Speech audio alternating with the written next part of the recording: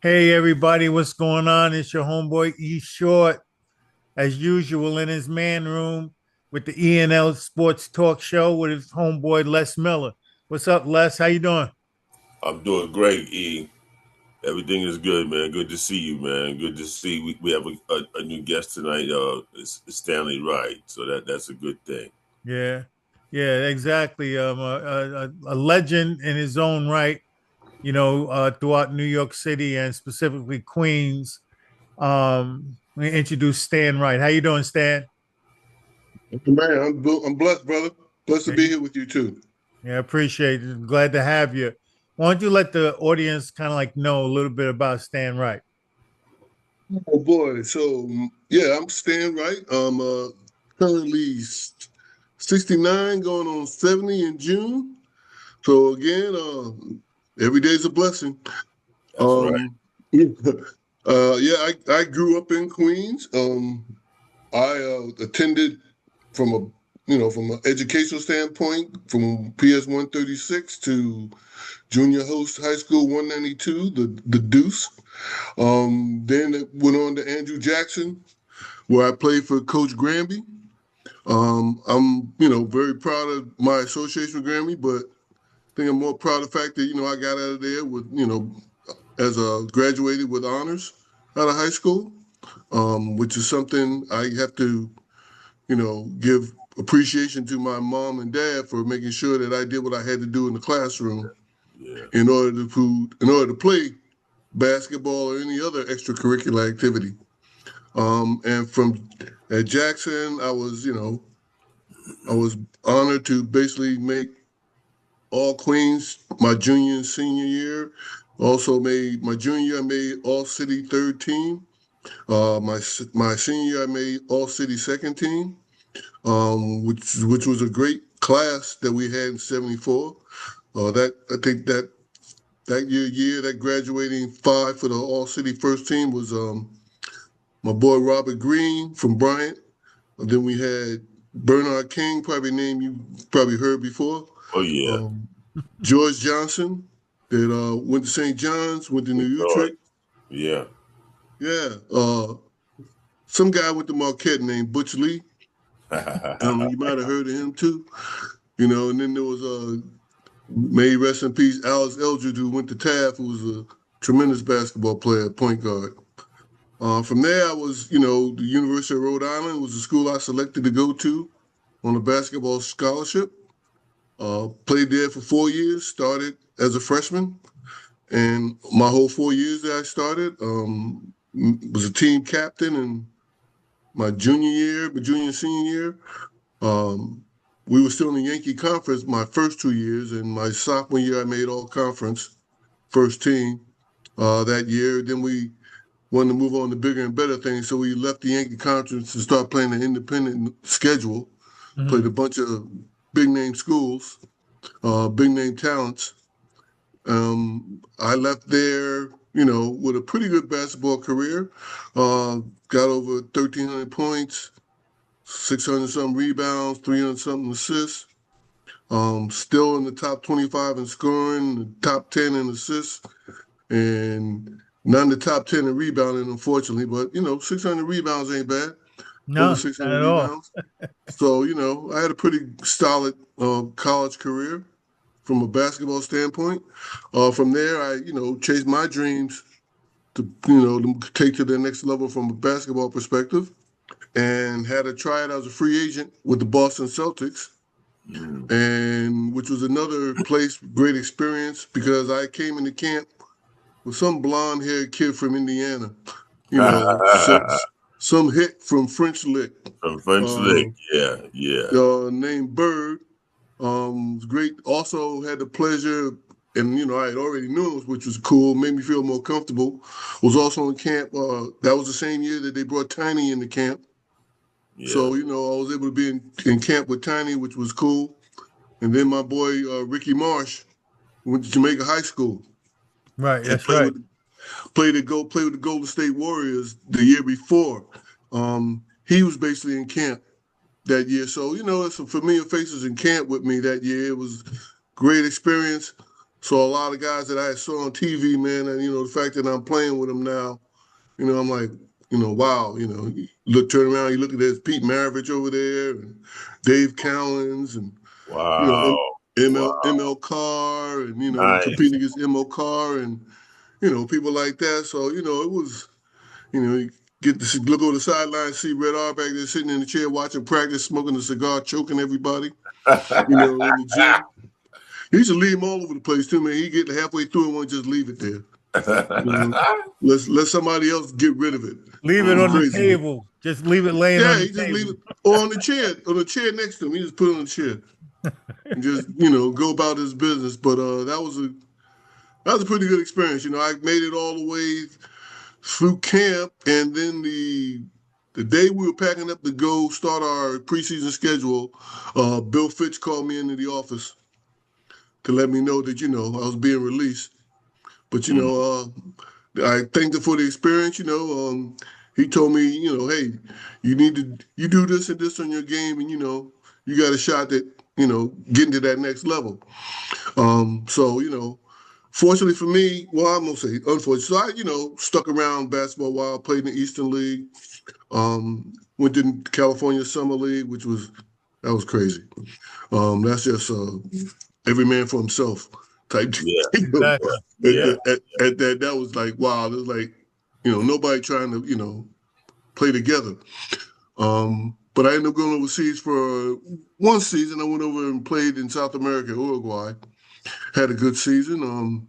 Leading scorer, American in the league that year.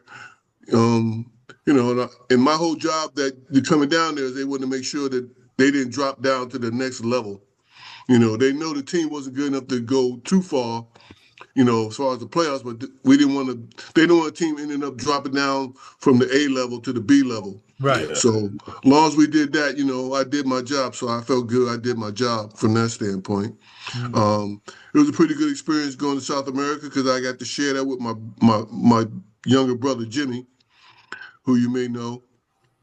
Went to August Martin. So Jimmy and I were in South America together, and then I got to the point where I said, I'm only here to work on my game, to get to the point, work on my ball handling like Bill Fitch told me I need to do, and guarding more people on the perimeter, which is what I was concentrating on, basically get my game together to play here. I really didn't have an interest really in playing overseas, as a career. Because, at the time, the money overseas was not the money that they're making now. Right. Yo, I Overseas. Big know. difference. I know for sure. You get Yeah. $2,000 a month, something like that, and then you hoping you can sign with somebody else the next year and come back. But I said, you know what? My high school coach and even my parents always told me that, basketball is nothing but a means to ends to a means, and no, a means to an end. Ooh, I get that right. It's a means. So the focus when we were in high school for my coach was to make sure all of us got our degrees and graduated from high school. That was a big thing for Coach Granby. Mhm. And Yeah. Well, I know I had that. how was that experience in high school overall through, just coming in there, Jackson, and your growth through the high school ranks, as Yeah, well as what you experienced. Like, because I know when we were talking about like the Marshall tournament and the guys that were in that, and that I experienced actually when you were in there because you were a senior and I was a freshman. And it's just I want to know more about how the experience was for you in Queens growing up in your high school career. school career. We're just talking high school basketball. I mean, I went in there as a sophomore from junior high school, a wide-eyed, like deer in the headlights kind of a guy. Because I go in there in the gym, we got a couple of established, players in the city. We got Nate Revels, Foots is what Mhm. he was known by, and then we had Clarence Sundance Rand, and then we had Robbie Edwards, one of the Edwards clan. And if you know Queens basketball, you know the Edwards family story from Dave Senior to David Jr. and all the brothers, Robbie, Rodney. I mean, there's a slew of them, and all of them played for Jackson except for Dave Sr., who went to Van Buren. And so, I didn't know where I stood there, so I was just going there to work hard, see what I could do. And I thought I was going to end up being on the JV as a sophomore, and I did. But Coach dressed me for varsity as well. Even, when I got a chance to play some games as a sophomore on the varsity level, which was cool. Then I got to just watch a lot, man, sitting on the bench, watching Foots and Sundance and this kid named Jeff Brown, who a lot of people don't know about because Jeffrey didn't stick with it. He didn't, go on to college or anything. But, man, he was about 6'3", 6'4", arms. He could pull up his socks standing up straight. His arms were so long. Yeah. And, man, he was a monster, man. He was a beast. But I used to watch them play. We played boys high, and I'm watching them go against my boy Dew and Pete Davis. Who I got to meet while I was working for Operation Sports Rescue. Yeah. Got to know them. And, I don't know if you saw Ernie Dowse in high school. Yeah. But yeah. He was the best high school player I ever saw on the court. Wow. I hear that. He was the best high school player I ever saw in regards to what he did and how he did it. It was like, I was like amazed, man. It was easy, right? The way he played the game looked easy. He'd go at his own pace. He didn't rush. He would get to a spot and he would just rise up, and there was nothing you could do about it. Right. Yeah. And yeah, Pete running things, and then we ended up going to. We had a good team. We went up playing Wilbercross up in New Haven, and they had a bomb squad, and seeing this kid Mickey Hurd who ended up going to LSU, and seeing what ended up being my college boy and my teammate and roommate, Jiggy Williamson, Super John's little brother, starting for them as a freshman, and Soup Campbell, who you probably know, my man Soup, Bruce Campbell. May they both rest in peace. Then, man, just the next year I got to move up, and I found myself as a junior. I ended up starting. We still had a strong squad. I mean, we lost to Ricky Martian in my sophomore year in the quarterfinals. That's one thing I say about Coach Grammy, though. As far as I know, it was not a year that they didn't make it into the playoffs. Right. For Queens basketball, as far as I know. That next year we end up getting to the semifinals, playing against my man Cheese from Johnson? Harry. From Harry. That's my boy. And we lost to them at the Garden after having about a 15-point lead with 3 minutes to go in the game. Wow.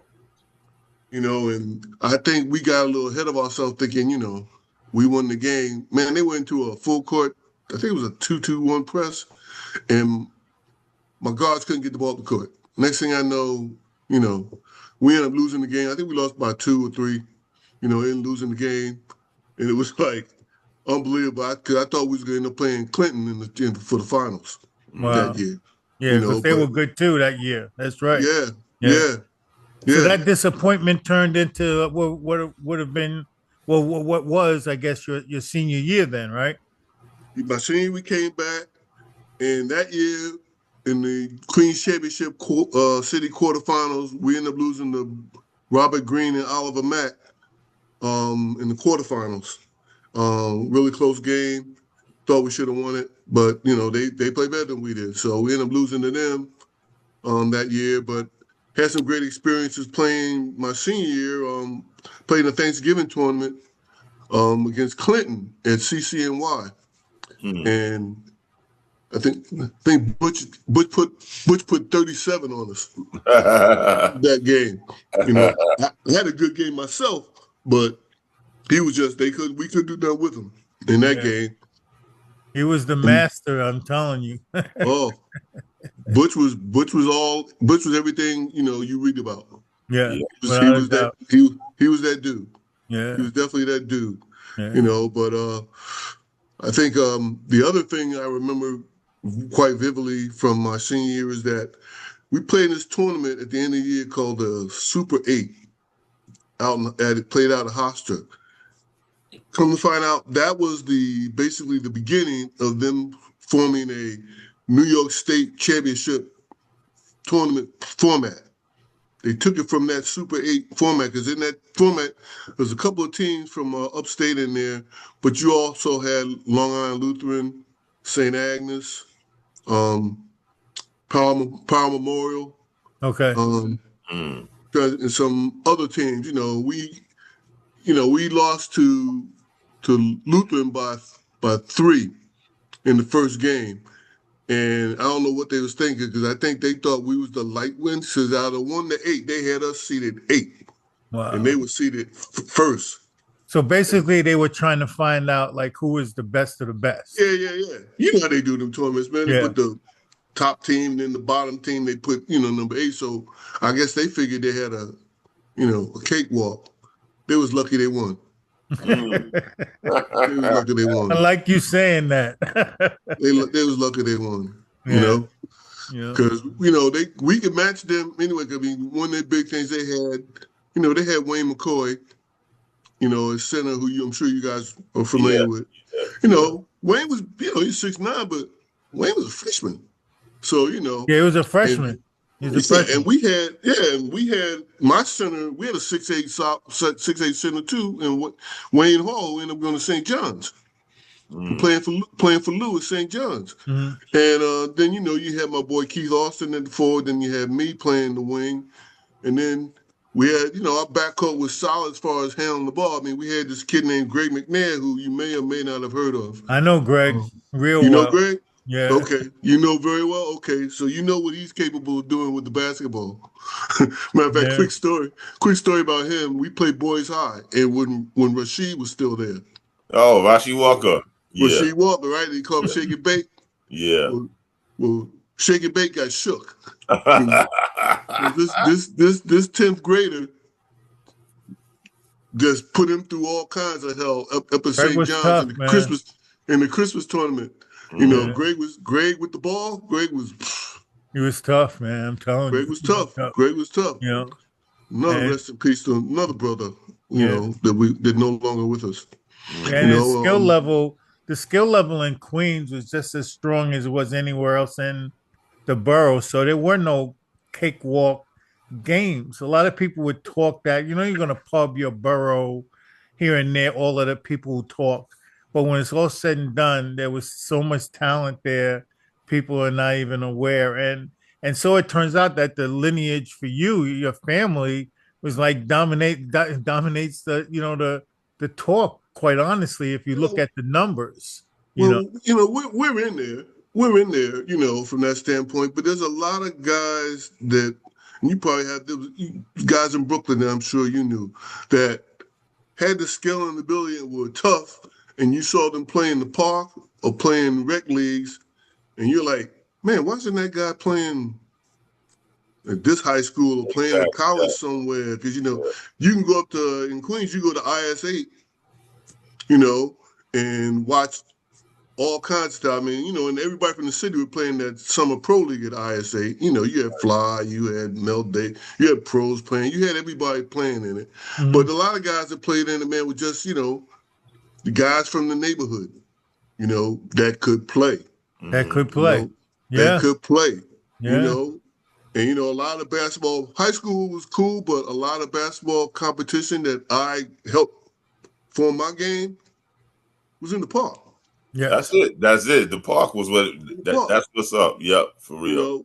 We had a park called Econo Park. I don't know if you ever heard of Econo Park, but you asked Mark Jackson about Econo Park and how that helped his game. Him and his brother, him and Escalade both. Yeah. Escalade. Yeah. They both honed their game at Econo Park. And I was like 2 blocks down the street from me. And so I used to go to Econo Park a lot. My little public school, 136. I used to go in there, because I was fortunate enough. I was one of those kids where your house was on the same block as the school. So when I went to school, I didn't have to cross the street. I just walked down the street, which was good in a lot of ways, but it's bad also because that made my mother could get to me anytime she needed me. You know what I'm saying? She'd go to the back door and just yell for me. Yeah. And I all had your to go. friends hear your mom calling for you, Yep. right? Yeah. Oh, Yeah, I know Stan, how that is, right, Les? you better Yeah, get your we ass know that. home. Yo, man, your mom's calling. You better get home. Yeah. And all that stuff, But it was cool in that way. But man, there was guys there. There was the Atkinson brothers, man. Roger Atkinson and Isaac Atkinson. They both played college ball. Roger's a real good friend of Ron Rutledge's. They ball together. These are guys they used to come in the park and ball. We used to watch them. They're these brothers, the Bowles brothers, Stanley and Warren Bowles. One went to before August Martin was August Martin. I can't remember the name what that school was. Woodrow Wilson. Okay. It was Woodrow Wilson. Mm-hmm. And Stanley Bowles was all city at Woodrow Wilson. Wow. Um, his brother Warren was all city at Edison High School. So I mean, these were cast man who just, they didn't, like I said, they didn't go to college, but they had their high school kids and they ball all the time, and they was man, they was good, man. Yeah. You see a lot of that. I'm sure you had the same experiences just going in the park. Yeah, Just a lot of people don't understand that the fabric of all of the players that end up climbing out of their communities and becoming successful was all predicated on like the community of players that were good, whether you're school or not. You have skill, you're playing against them, you're developing your game. And it's a freelance thing because it's individualized, right? You're playing in a park, it's not a team environment, but you create a personality of your game.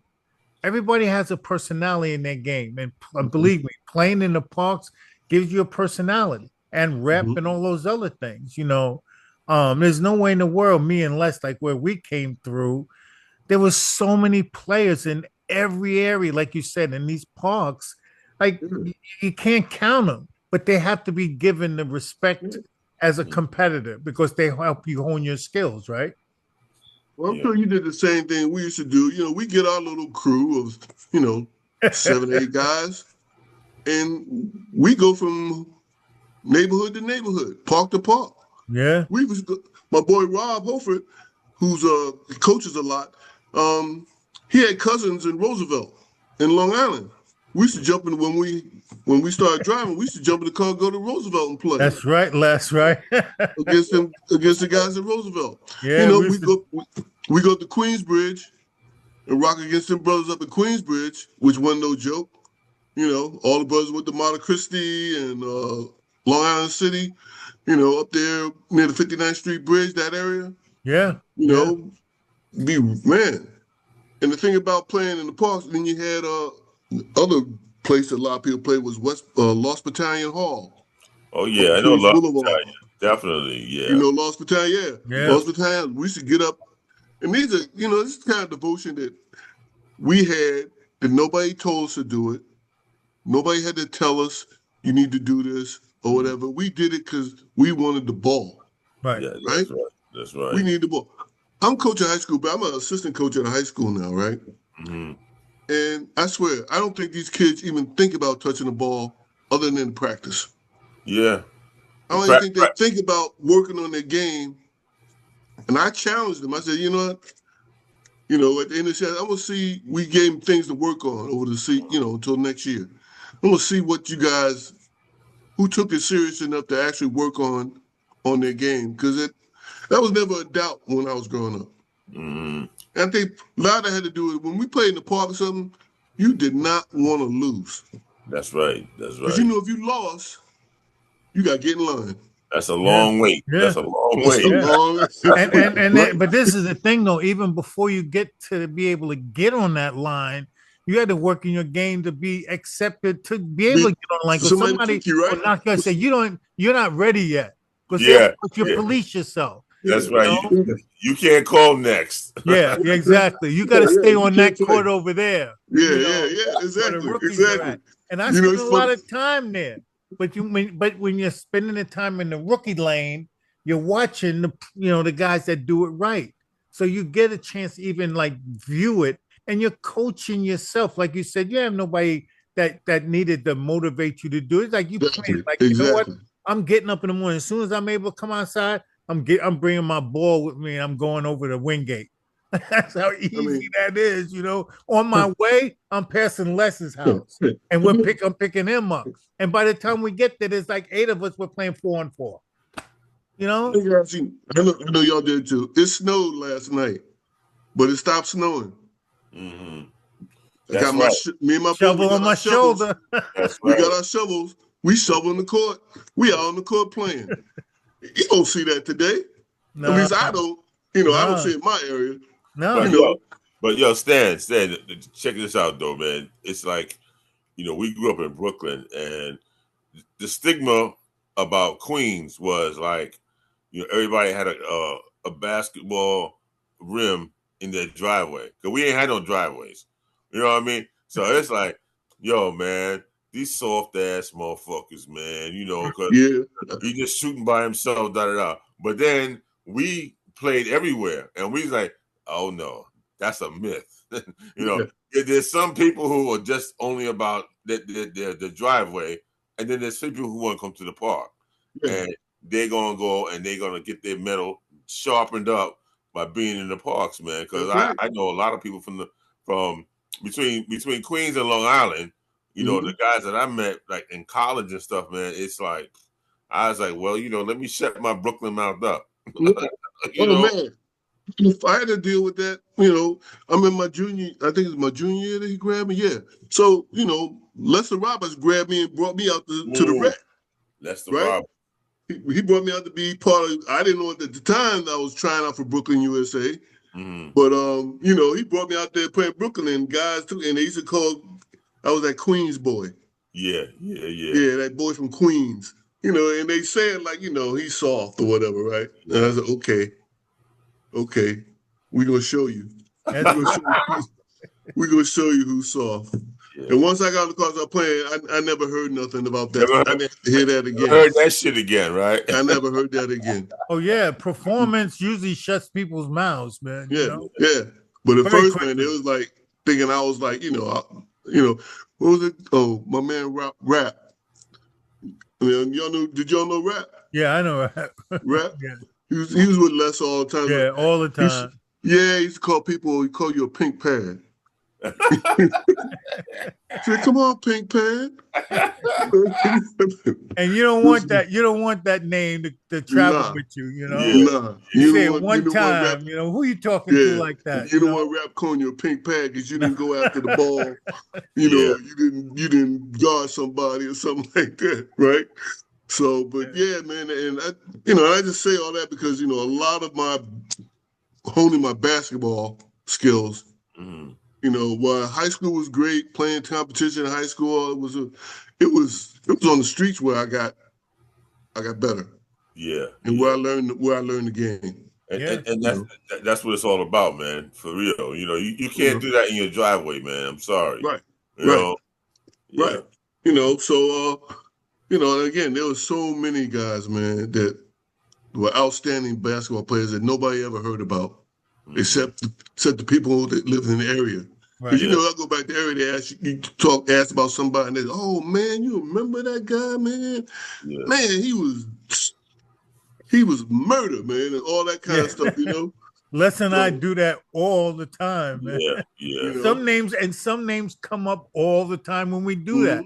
There's some special guys. It's like, dang, that guy was nice, you know, and they never heard of anything from him, and you know, just disappeared. But they were part of the fabric, and I always say to people, Stan, you know, the players that made it out, they have Wikipedia pages, so you know who they are. You can very easily look up Bernard, you know, Grunfeld, Chris Mullen, like they have, you know their stories. Yeah. But the stories that are that, you know, if you're a reporter or someone that does historical things, the story is not the guy that has the success because it's out there already. It's the other stories, the guys that didn't get a chance to get there and he put in the work, you know, whether it be reputationally or if they went through school and did it. And hypothetically speaking, all three of us fit that mold, you know, as well. Because we're part of the fabric, no matter what, you know. Everything in the forest makes it what it is. The park, Yeah. Oh you man. know. Well, when I got to college was cool, and I had like I said, a really good career. I mean, I made the school basketball Hall of Fame, so I'm in the Hall of Fame at University of Rhode Island. So that's all appreciated. But Yeah. one of the things I was proudest of, man, is again my associations, the basketball community of New York, right? Yeah. You know, like every other kid, man. When I was a little kid, I used to go get on the train and go up to the Rucker and watch ball at the Rucker. And you're a kid and you grew up in New York. You're like, man, one day, you know, I'm gonna get to play here. I'm gonna get to play here, right? Not only I get to play there, but I got to win 2 championships there. That's what's up. I Right. got to win 2 championships. I got a watch and stuff from playing it. Matter of fact, Earl, Mr. McCullough said, "Hey man, how long you had on?" I said, "Yeah, I remember." He said, "I forgot we gave out watches there." Wow. And I Wow. thought I had posted on Facebook one time, and Bob McCullough saw it, and he was like, "But I had great guys again, exposure to great talents. I played with the guard for my team was his brother named Charlie Chris. I don't know if you heard of Charlie Oh Chris. yeah, no, of course, Charlie Chris. Yes.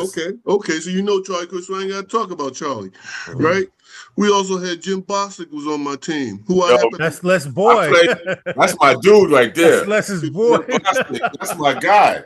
Dr. Bostic. What? Dr. Bostic. Yo, man, yo, we was playing in the pro am, and we was playing against he was playing for Ted Jones, right? The Played for courtsman. Teddy. I played for Right. Ted. So me and my man Big Dom, we tussled him up, and I guess he wasn't used to anybody like challenging him.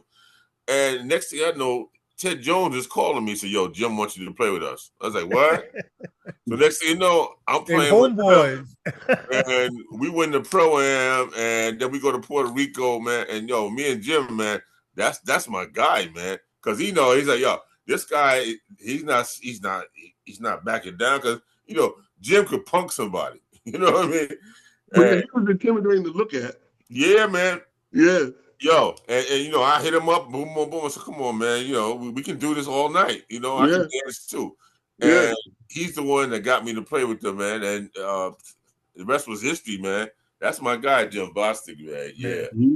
When you did that, his eyes probably lit. Oh, okay, I got somebody to play against. Yeah, there we go. Because he liked that. He liked that. That's part of his game. But I had him, Darryl Brown, that went to Fordham. Okay. He was on our team. This brother named Sam Pelham. It was a friend of Charlie's, 6'9" guy. Ended up playing on the Hawks with Charlie. Okay. Yeah, he ended up playing with the Hawks. My boy Carl Winfrey, Nick, who went to DeWitt Clinton, went to Sacred Heart when they went to the finals. He was another guard. Mike Linden, another guard we had. God, then we had some other front court players. We had a bomb squad. So I went in there as the kid, but I had all these warriors with me. So but it was getting out there, man, with all those people around just playing, and we had a team that people wanted to watch. Right. Yeah. Because Exactly. Charlie Chris was like a legend. Yeah. Up at the Rucker. And so people coming, so they're definitely going to come out and watch y'all play. Anytime y'all are scheduled, the crowd's showing up. Yeah. And man, that was some of the best. That was one of the best basketball experiences I don't think anybody could have is playing in the Rucker. Yeah, man. Because you got it. First of all, you better bring it. Yeah. Don't come in there not ready to play. That's right. Yeah. Yo, Stan. So when we won up in the Rucker, it was like Coach George Burton told us, just go to the train station. Don't turn around. Just keep going, because they was trying to mess us up, man. Yo. Yeah, because it was all Brooklyn crew that went out there and played. And it was just, but the experiences, it's like it's so different because it's like they know talent, and that's what brings all of the tournaments that go on in New York City, to a level of what it is, because the fans know talent and they're going to hold you responsible. And that's even down to like I was watching South Florida play the other day, Mm. and they're going in the tournament, and we played them in the garden, and I was like sitting to myself thinking yesterday, it's like, man, I was like I brought back memories like playing in the garden. That's Mm-hmm. another place. They're not, you know, they're not going to let you live it down, and I don't care if you're playing in like a 20-minute youth game at halftime, on the garden floor. The With the fans are guard, going to of let you course. have it. They're That gonna let one you kid, know. yeah, they're gonna let They'll you let you know. know. Even if you're like 8-year-olds running around, running with the ball that they, do that little halftime thing, Yeah, they yeah, will they will pay attention. It was like, well, that kid is good. He's gonna be good. And And, we, and yeah, go ahead. now I was gonna say, and that it's like that everywhere in that New York environment, Yeah, yeah, yeah. Shoot, the one time while I was in college, we played in the Garden. One time, played Manhattan. It's probably one of the worst shooting games I ever had in my life. Mm. I don't know if it was the excitement of playing in the Garden, and they wanted to do well, and I was not playing my game. I was, you know, shooting shots that I usually didn't, just 'cause I wanted to do well. yeah. So You had an expectation on yourself this I'm in the right, garden and right. I gotta show out, and So it's yeah, that can work exactly. So against you. and it did because instead of letting the game come to me, I'm trying Right. to dictate what's going on in the court. Yeah, And exactly. coach like, will you slow down? What Yeah, what you slow down. heard? Yeah. Slow down. That's you that's not a shot you usually shoot. Why are You're you? not being Stanley Wright. Yeah, you're not playing your game. And I'm like, I don't know, man. I was like, because we had Super John and some of the other Nets in the crowd because we had went and saw them play the night before. Out Mm. long, we took the train out to the Coliseum to watch the Nets play, with Super John. And then he drove us back into Manhattan, but he brought himself and I think Tim Bassett and somebody Okay. else he brought Uh-huh. back to the game. And we ended up losing mostly because I played like crap. I think Mm. that's what I say because I'm supposed to be a leading scorer and I ended up with 9 points. So, Yeah. Yeah, I know how so those are, boy. I tell you. But just to like to maybe make a little curve turn here, um, there's this a family royalty thing going on here because you have a younger brother who is my actually our age, and I played with your brother, who is also a legend in his own right.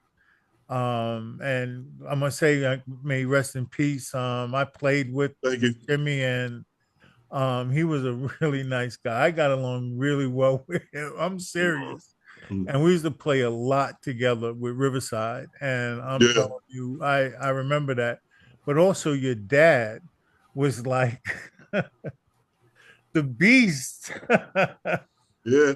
I want you to You know. speak to your father and what he has done in the basketball world.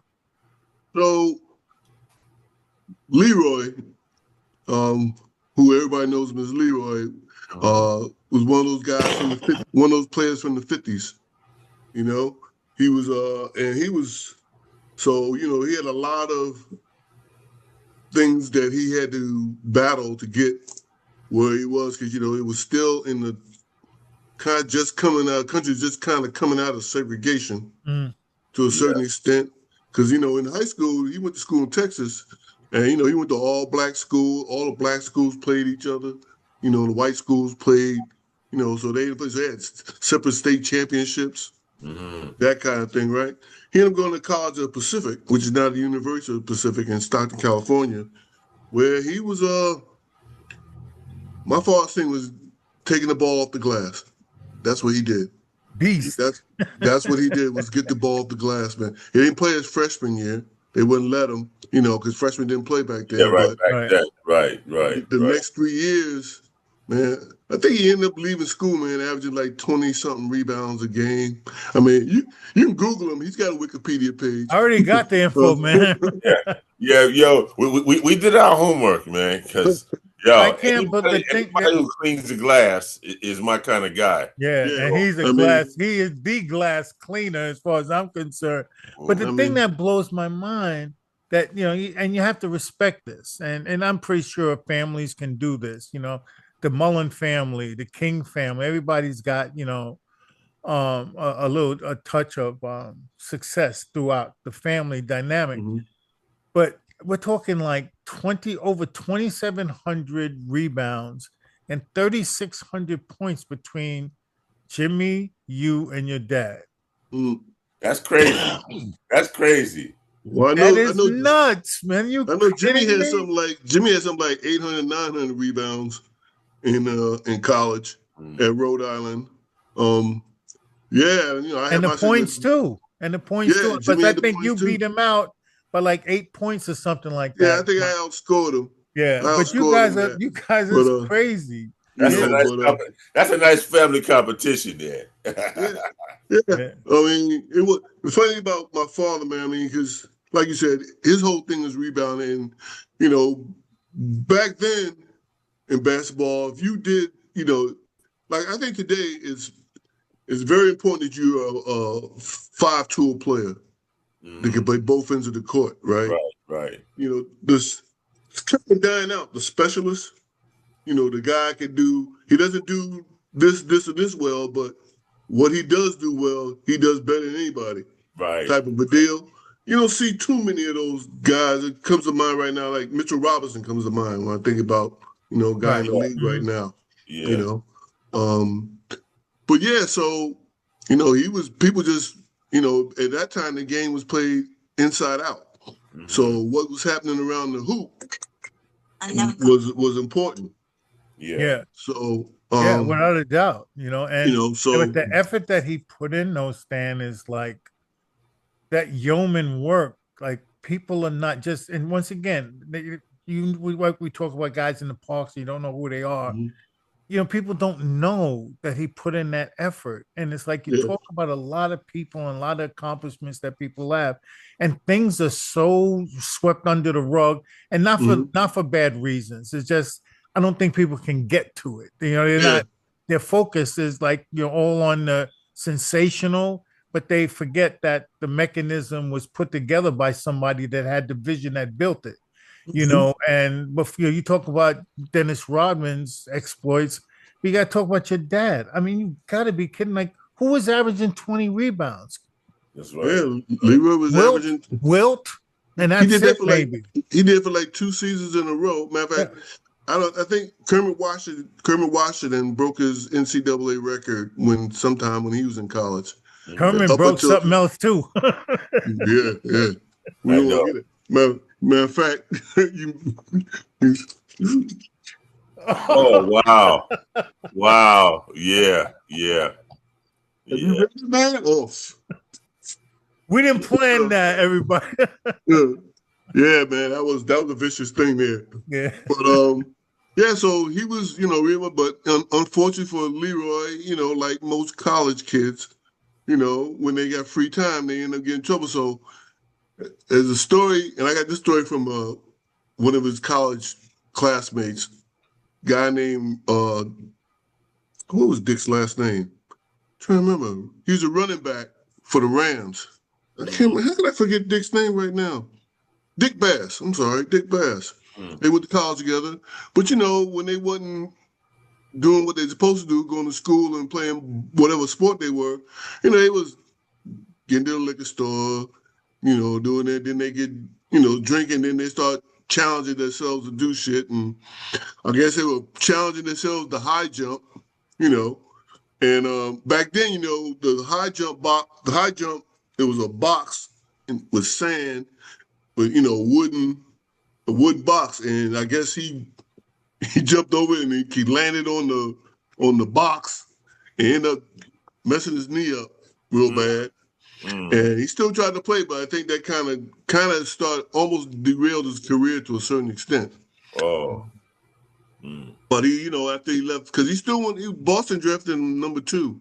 Right. I He saw was the that. second pick of the Boston. Was Sachs was number one, and he was number two Mhm. out of for the Celtics picks that year. Yeah. And it slowed down his movement a little bit, from that standpoint. But he was Yeah, I still an saw the effective write up. player. I saw the write ups in the paper that they were mentioning.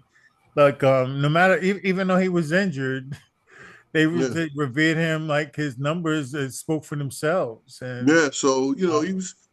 And so he played a lot of not for the, and then the money wasn't even in the NBA back then, 1960. Yeah, the money Yeah. was Yeah. not.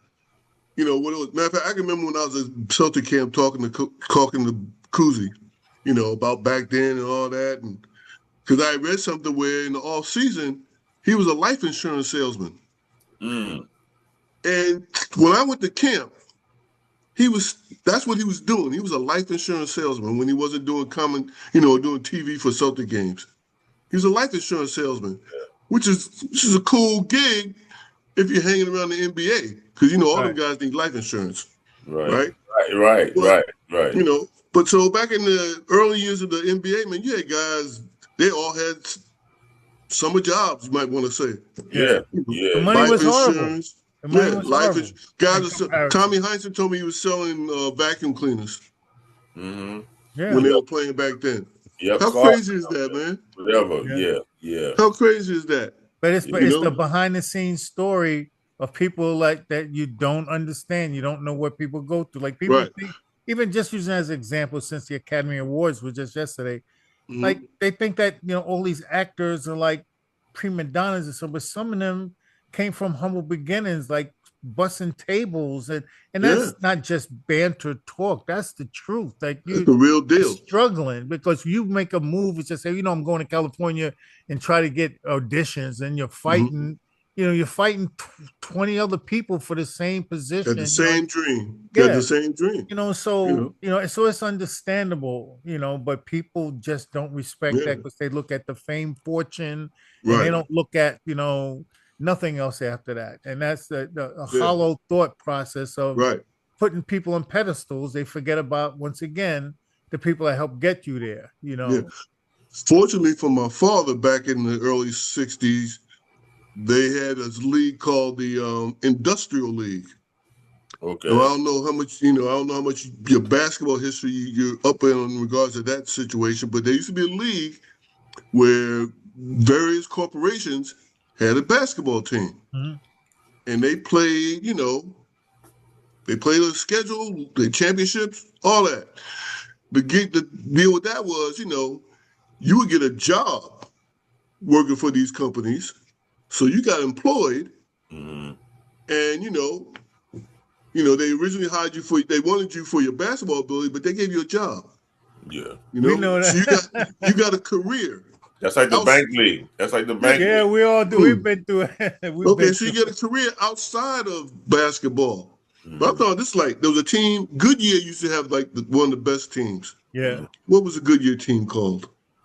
Then the Phillips Oil. He said Phillips Right. Yeah. 66 Yeah. There was another one, Right. Marathon Oil too. Marathon Marathon Oil. Oil That's had a right. team. Because they used to get Goodyear. the box scores in the newspaper because they would play exhibition games against colleges. Matter of fact, a couple of them ended up in the 1960s. A couple of them were on the Olympic team Wow.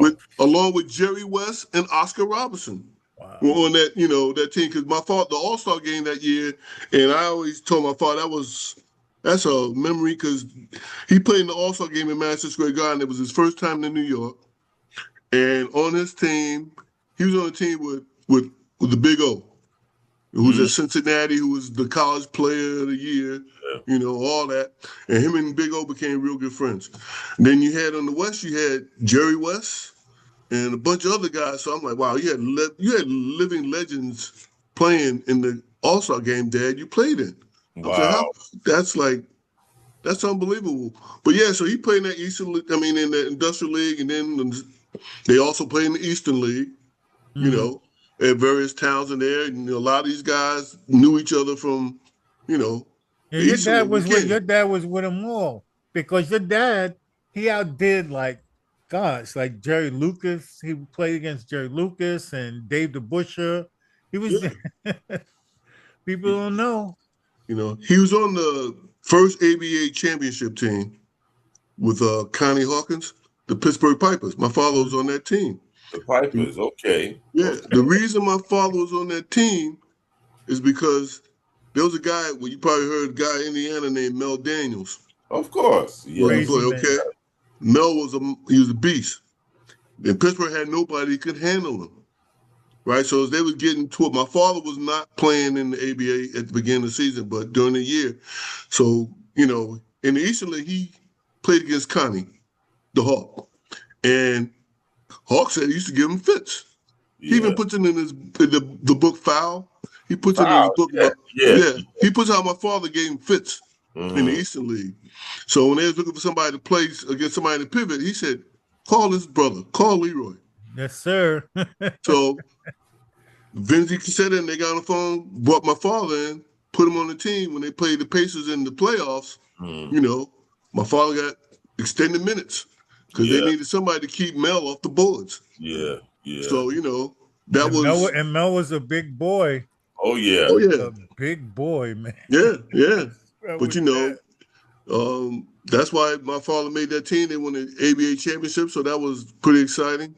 Matter of fact, a couple of years ago, I got to go to the 50th anniversary of that team down in Pittsburgh. I was like, as a basketball fan, I was like a kid in a candy store, man. Yeah. I mean, you had, got like, I don't know, Barry Leibowitz. You heard of Barry Leibowitz? Yeah. Right? He went to LIU. Man. Yeah. Went to LIU. Right. Yeah. Barry Leibowitz, he's a legend in Israel. He was on that team. So he was at the reunion. Some other dudes. Mel Daniels' wife. I don't know why she was there, but Mel Daniels' wife was at the reunion. I don't know why, but Mark Cuban fitted the bill for the whole event. Wow, really? Yeah. Nice. And there's this organization called Dropping Dimes.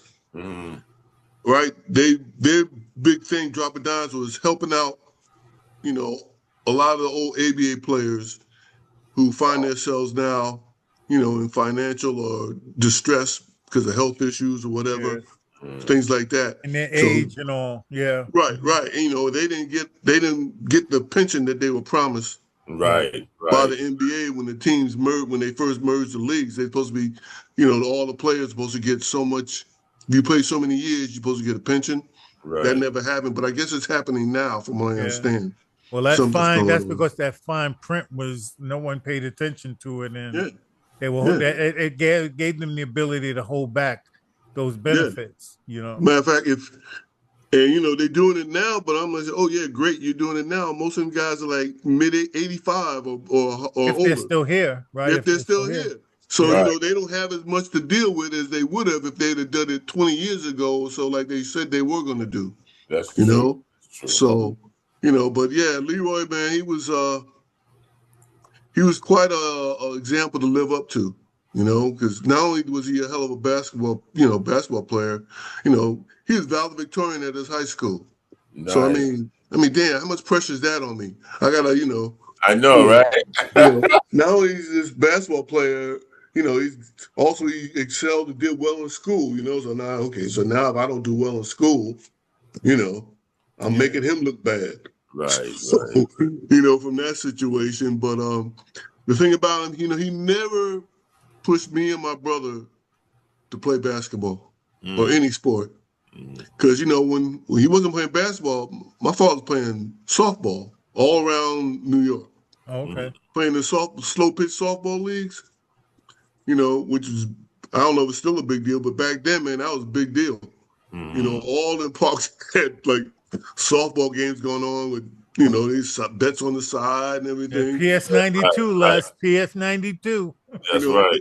They had side bets going. Usually some some bar was a sponsor, or some supermarket, or somebody was a sponsor of the team. Gave them the jerseys, the uniforms. That was a serious thing back then, man. I don't know if it still is, but I spent a lot of week, because my mother was working. My father was home with us, and he had to babysit, so he loaded us in the car. What trapped y'all into the b-ball world? Well, we watched everything, what he was doing. And when you're a kid, man, you grow up there, you do it. Y'all play touch football, right? You play touch football, you play softball or baseball. Because at first, to be honest with you, me and my brother both were heavy into baseball. But, but I got around the sixth grade, seventh grade, I had nobody to play with. Nobody was playing baseball. Yeah, and you need a crew. Can't play baseball by yourself. You need 18. Yeah. And nobody's playing, and everybody on the basketball go play basketball then, and just started getting into it. And as I did that, and I had watched, my father play and had a chance to get exposed to all this basketball, it just kind of went that way, But again, he never forced us or told us to go. Matter of fact, he used to work basketball camps. He wouldn't even tell me until like the last minute and says, "Hey, I'm working a camp. I got a couple of things I'm doing at the camp this weekend. You want to go?" I said, "Yeah, I want to go." Damn, why you wait till So, like I said, he never pushed us to play. And I kind of did the same thing with my kids. I didn't push them because I have two sons. Both of them were fortunate to play Division I basketball. One played overseas. But I never forced them to play anything. We, like most parents, we just, when they were young, we just threw everything at them. Right. Here's Absolutely. a soccer ball. Yeah. Here, let's go play t-ball. You want to try football? Here's football. Try this instrument. We threw all that with them, and you see what sticks, right? Yep. See what they gravitate to. And that's kind of how they got started. And they started playing basketball, and then they started reading about what I did and how I did, so they got even more interested in it. So, it was just kind of a natural progression, I guess, kind of a thing. That's just funny. You said, "Let's see what sticks," and it's like, "Oh yeah, let's try the Glee Club." Oh, you know what? You can't sing. Can you sing?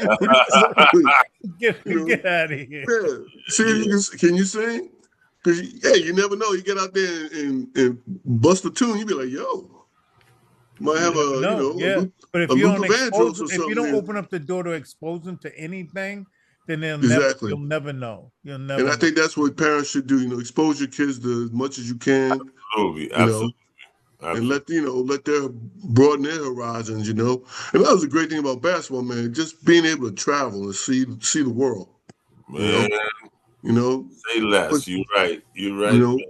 Places I would probably never seen. Yo, and if I play basketball. And for free. Exactly. Yeah. On somebody else's tab. Yeah. On somebody else's tab. I remember when we were Eastern League and it went from the Eastern League, it became the CBA. Right? Let me ask you a question though. So where'd you play in the Eastern League? Played at Lancaster. Okay, I played for the Scranton Miners, man. Scranton Miners? Yeah, I played the Lancaster Red Roses. Okay. That's funny shit, man. I only played 1 year. Yeah. But great year. I was the leading scorer on the team. I played the wing, and again I had a good talent on me. I had this kid Reggie Bullock that played overseas and went to Texas Tech, I think. 6'10", big brother, good. And for about 2/3 of the season, Glenn Mosley was on my team. Okay. We had Glenn Mosley, had this brother who was on the Bullets at that time on their championship. He was on the championship team with Elvin Hayes and Wes Unseld, those guys. He was like the 12th man or something, but he ended up playing with us that year. And then my man Carl, Nick Winfrey, and Ricky Moss was on my team. Okay. So we had a nice crew. I just remember we had to go to play the Alaska Northern Knights. I think that's what the name of the team in Alaska. And I never thought I'd ever get to Alaska, but I ended up seeing I was in Alaska. Wow. That's something. You're in the daytime or the nighttime? It started out daytime, but not for long. Not for long. For most of the time, you only had sunlight for like a couple hours. Yeah. The rest of the time it was night. Yeah, I played with on the team.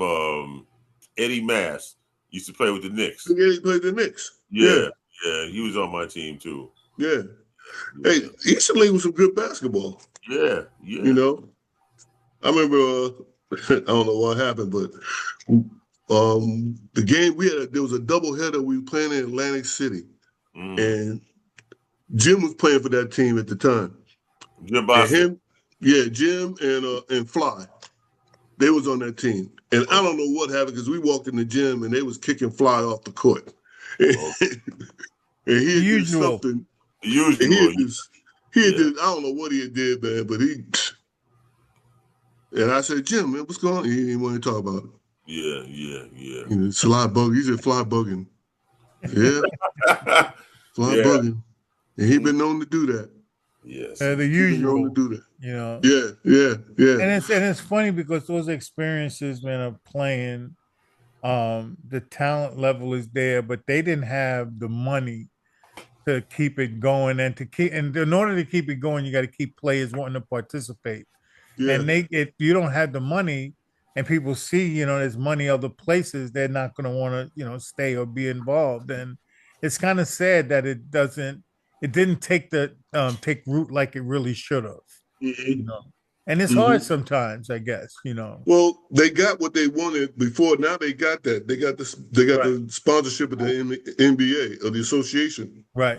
They got the association behind them, and so now, you know, the G League, as they call it now, is because that's all the G League But how developed was from. it? But how? I mean, but playing like in the Eastern League, it's kind of like you're up to your own devices. It's not, you know, there's You got to be there's no support, like in any senses, you got to even be down in to the possible gym. Yeah, trainers. we had a trainer. We'd have a trainer that he didn't travel with us though, but every home team had to have a trainer on Hmm. the facility. And we, fortunately we didn't have to fly too much. We only had to fly a couple of times. We had to fly to Alaska and we had to fly to Maine, to play at Lumberjacks.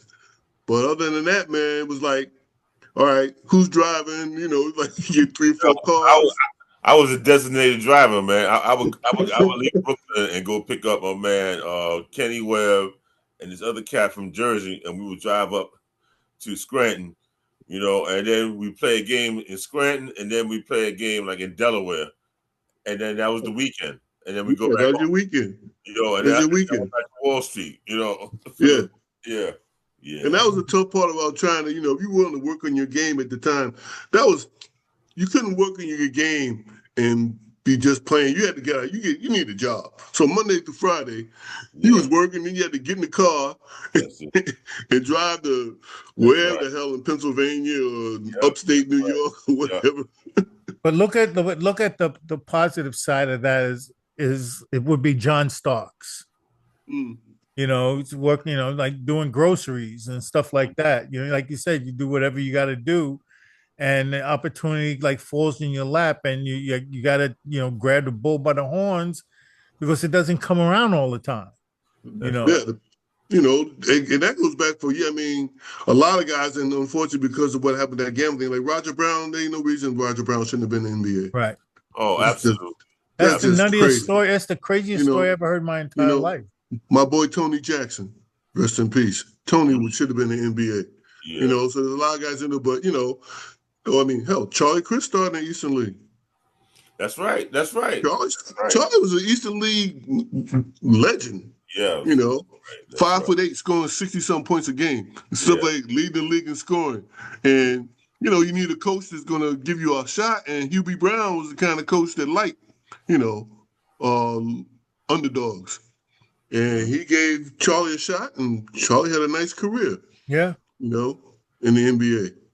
So, a lot of, there's a lot of some success stories out of it, Oh, absolutely. definitely Absolutely. is, and it was good. And now, man, now they're getting drafted out of that league, man. I mean, they call yeah, it the G League now, but yeah, they ain't even yeah. going to college, just going to play in the G League and just going from there, you Hmm. know? So Yeah, that was great. But back to Leroy. So, yeah, Leroy, he set the ball kind of high for me and my brother once we got into doing what he did, Yeah. and then Jimmy, Jimmy, my brother, yeah, he's his own legend, and I hated, I wouldn't want to be him having to come behind me and my father, and he Yeah. had to be the I third can one, imagine. I can you know. imagine.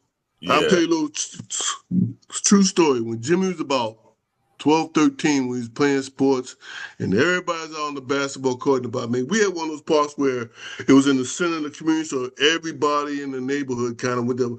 Girls were playing handball, kids were playing softball. We had the one basketball court, but it was a lot of kids doing stuff. My brother and his friend, they used to come out there and roller skates with hockey sticks. Wow.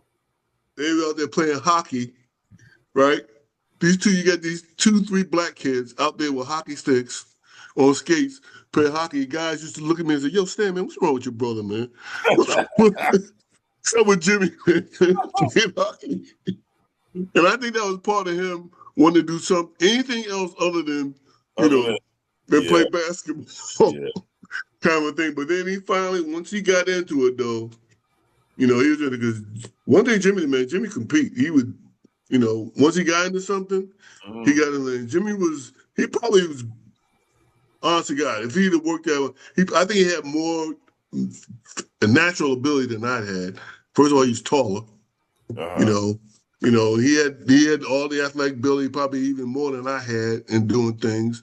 And for 6'8", he could move. Like I said, he was fierce. He fight you all day.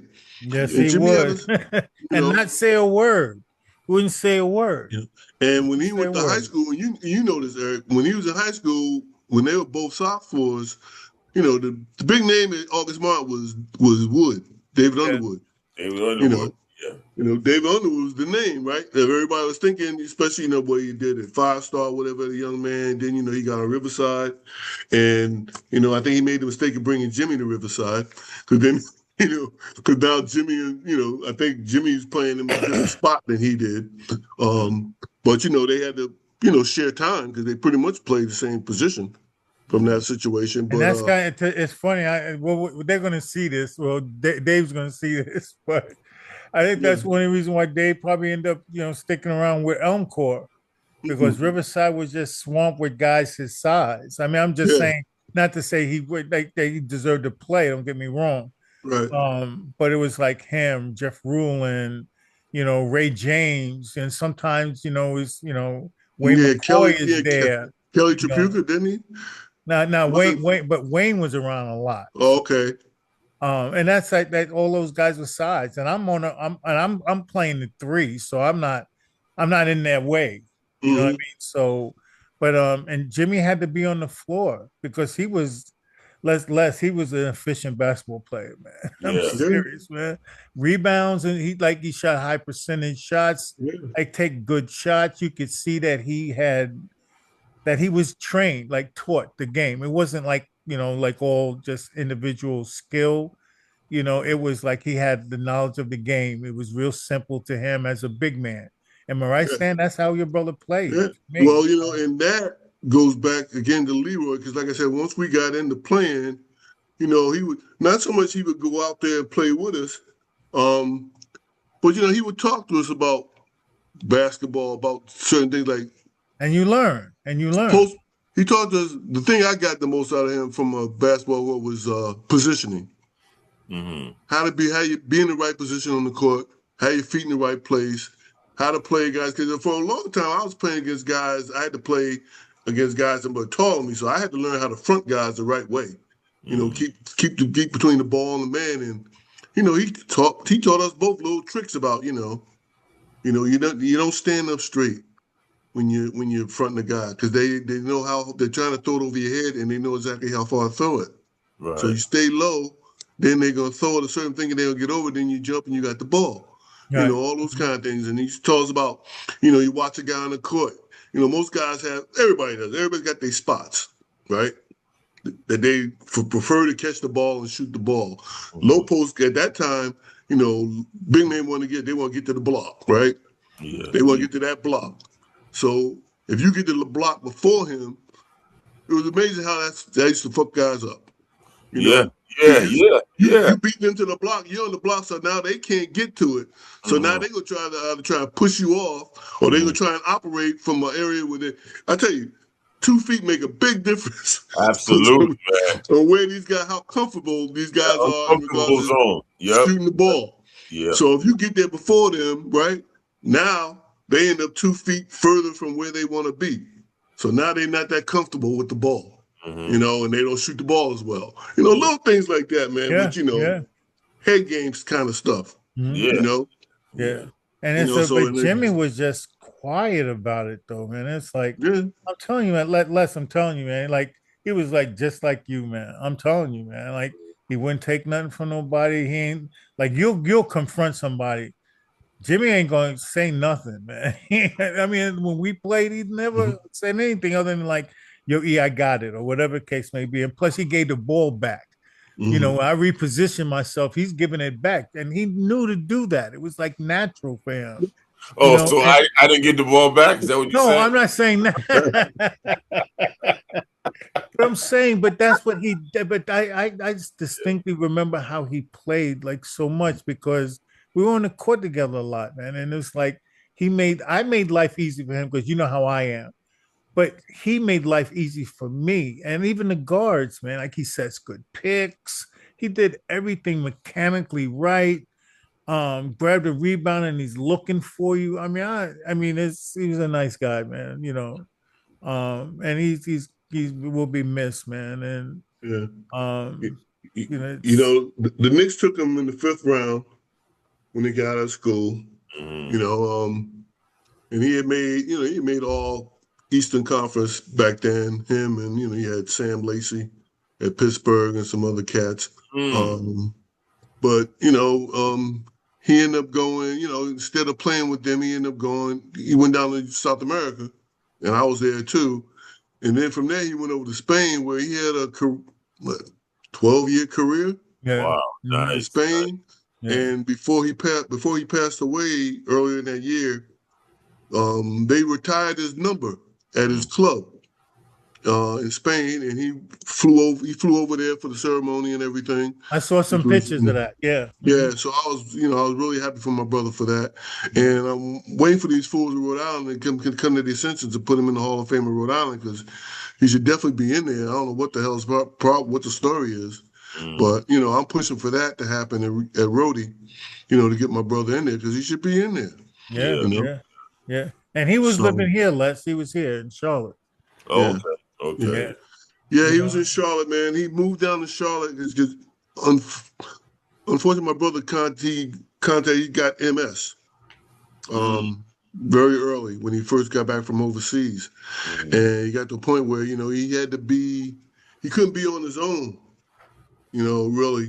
He needed some help from time to time. So, he moved down to because at the time my whole family was in Charlotte, my mom, my dad, and both my sisters. Mm. So, I came down there. I was living in Massachusetts at the time. Um, Drove down to New York and drove him to Charlotte. When he's ready to move, and he used to live with my mom and my dad. Mm. Yeah. You know, up until the day he passed. Wow. Um, And he did work, man. I'm telling you, man. you It's know, but definitely a legend. Definitely. but You know. Jimmy was tough. I mean, him and Dave, they won the city championship at August Martin, Mm-hmm. and they won the B division championship, but they could be a lot of A teams. Man, yo, don't That even use that that letter A and B division thing. thing. Yeah, I don't play that game, man. You know, yeah, you yeah, get on the court against a guy, man, from Queens, he's gonna try and bust your ass, and that's it. And you know, that's administration running their game. Us on the court, we know yeah, it A, B, C, D yeah. doesn't make any difference, man. A dunk is a dunk, right? You know, Yeah. yeah. Man, then they had a couple of tough guards, Randy Logan, rest in peace, and Mike McDuffin, rest in peace. Yeah, Randy Reed. They- You mean like Randy Reed? I'm sorry, Randy Yeah, Reed. yeah, Randy Randy Reed. Reed And and Mike um and McDuffin. um and your boy Les. Who that? Um, we just interviewed him, Durham. Oh Who? man, Lance. Oh, Lance. Yeah. Yeah, Lance had Lance on that team too, man. You know. Yeah, Wow. yeah, yeah. Yeah, They had a really good team. yes, I they remember I did. drove down from Rhode Island. I came, me and one of the assistant coaches drove down to watch the championship game that they played in. Yeah, So, because and they Randy really was wanted tough too, Jimmy. man. Oh yeah, Randy was Les tough. Randy was like Carp for you. Okay. Okay. Serious, man. May he rest in peace, man. Randy was Yeah, a good player, man. yeah, You yeah, know. And yeah, it's like but that that whole team should be respected as one of the better talented teams in the history of the PSAL, man, because they had yeah, Mike McDuff too. You yeah. know, McDuff was tough, man, and he was growing, as a player. When he was with Jimmy, he was still a young buck, yeah, Mm. for a high school kid. Right. but he was doing work. He was Yeah. doing work though. You Yeah. know. And that level of the level of talent that, runs through, like I said, Queen, like we're talking about Queens, it just, people don't understand that, people were preparing them just like they are in all the other boroughs. And Yeah. who were like the legendary coaches that you guys had to deal with when you were growing up, Stan? Oh boy. So you had, other than Chuck, Chuck was kind of it in Queens a lot, but you had the coach at Monte Christi. I'm trying to remember his name because Chuck used to like to scrimmage against Catholic school teams. Mm. So when we didn't scrimmage against other public school teams. We would play Monte Christi. We would play Holy Cross, right? We would play Bishop Lachlan. And the good thing about playing against those teams is, they play, most of the PSL is still like athletic, up and down, athletic ability. But we play these public school teams because we still like every public school team with talent. They're gonna press you, right? They're gonna press you, try to make you turn the ball over. And we could not turn these kids over. They, Mm. because they would play fundamental basketball, Catholic catch, schools, yeah. pass, move, pass, and man, they didn't think nothing about our press. So it was good playing against those teams. And then you play Monte Christi, and they had as much talent as we had.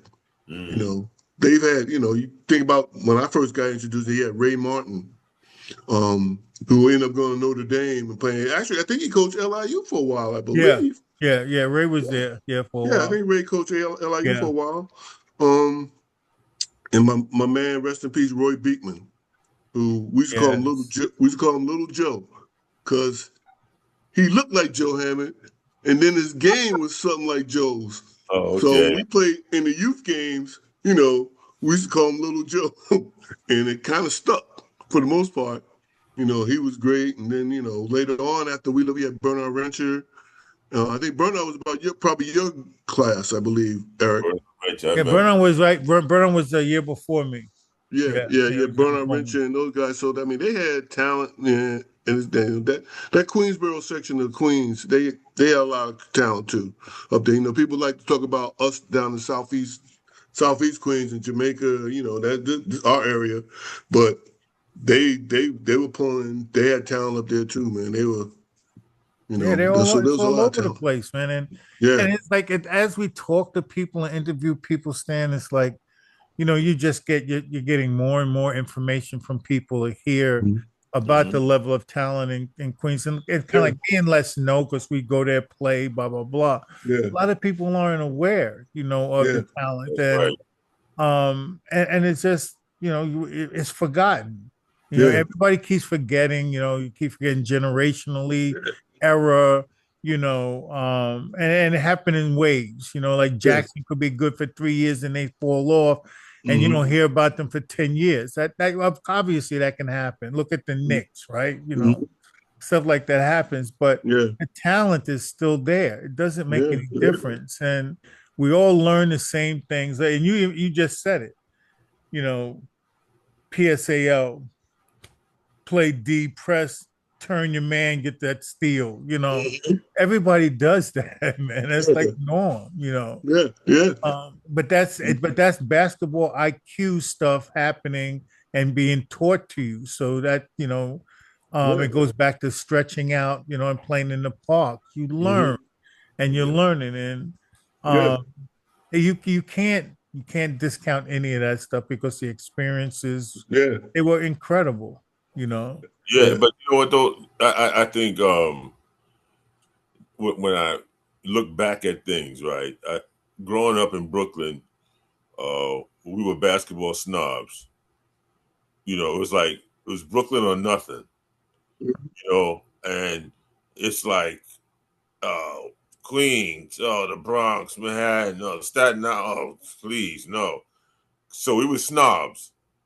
But then once we left the neighborhood and went out to play, Right. we realized that we weren't the only ones that knew how to play a basketball. you know. And when you're a really good player, you know, game recognized game. You know what I mean? And that changes everything because that's Yeah. when we start interconnecting with each other, playing on teams with each other, and it's like, yo, man, I'm gonna come to your house tomorrow, man. Yeah, Shit, yeah. I gotta find somebody to drive me to Queens, you know.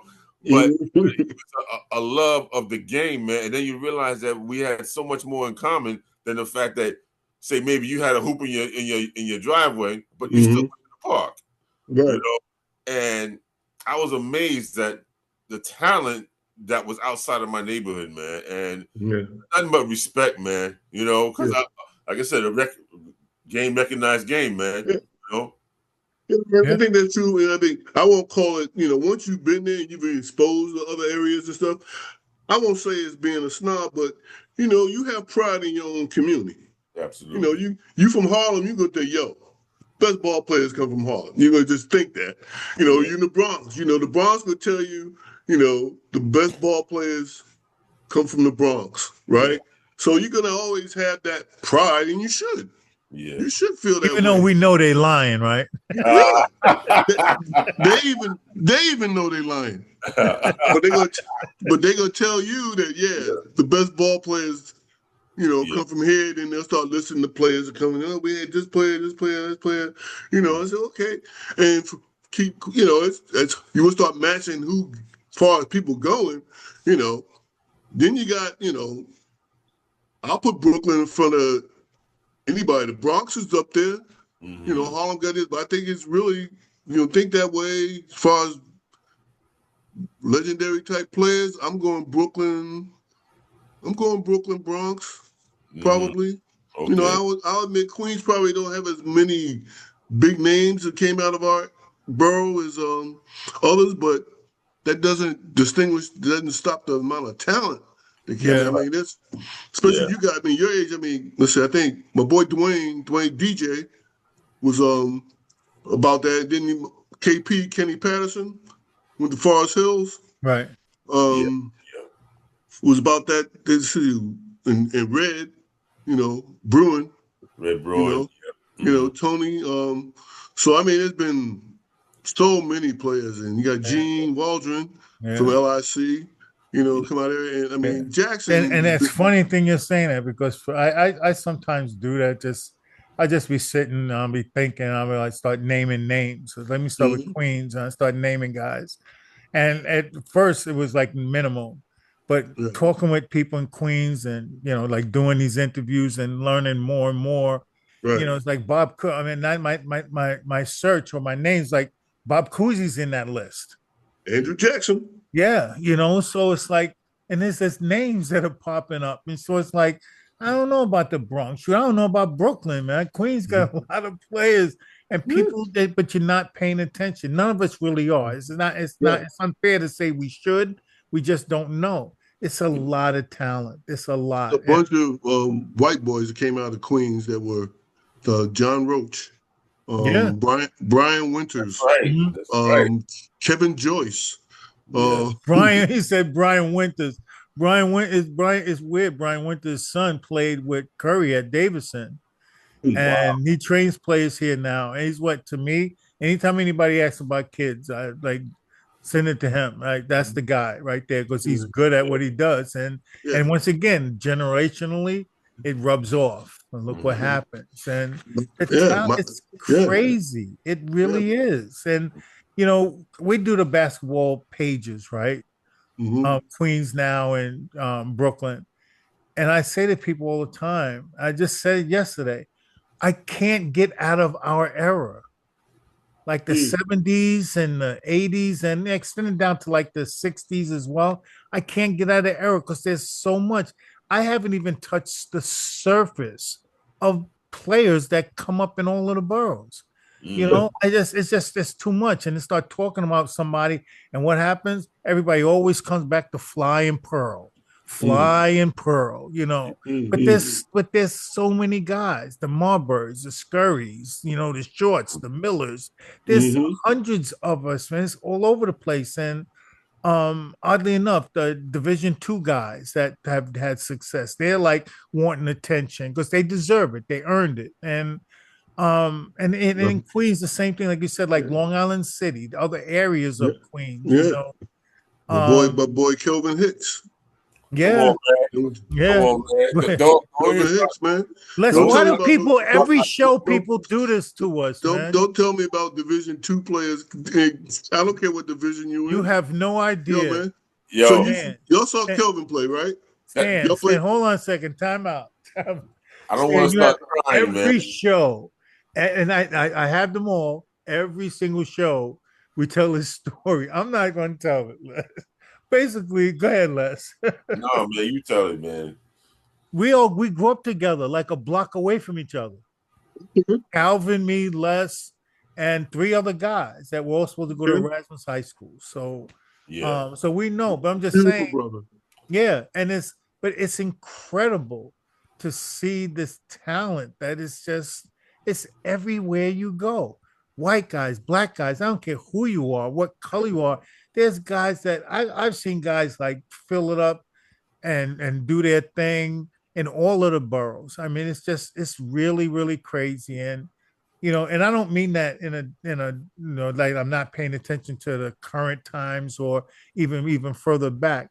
There's so many basketball players in Brooklyn and Queens that I cannot provide enough information about it and thinking that I'm doing a great job because I haven't even, like I said, touched the surface. And Les and I talk about it all the time. We hear a guy's name and I start doing research, like, man, this guy was like unbelievable. And just like your dad, we have a friend whose father was like one of the best players in New York City. Nobody knew, but just in talking and in sharing information and doing historical checking, we're learning ourselves about the rich history. Nowhere else in this country, and I'm sorry to say this, and you can dispute if you want, nobody can touch what happens in New York City over the time, you know. Oh, no Um, doubt about that. yeah. But Stan, but you bring up Kelvin Hicks, man, and that's our brother, man, and it's like the nicest guy you ever want to meet. Gentle giant. Mhm. And he'll catch your shot above the box. You go to the Yeah, hoop on him, You're yeah, not catching mine. Come on, man. yeah. But yo, hey, remember we was playing together in the YMCA league, man, and he just brought the house down. He caught this guy's shot, man, and it's like everybody just stopped.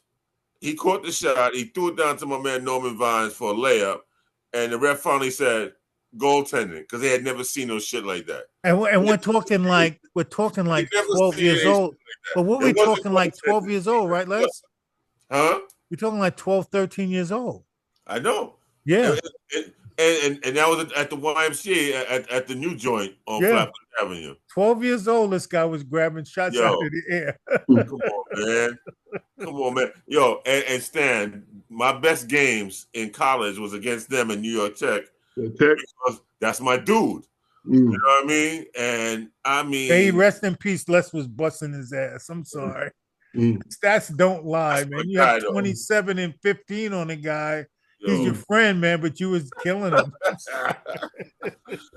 but see, that was my guy because then when I was in France and I came home and I went to play in the All-Star game in Switzerland, he had just come back to the world, and the coach that was coaching my team was his coach, and once he knew that I knew Kelvin Hicks, everything I wanted I got for that whole 2 weeks I was out there, man. They loved him.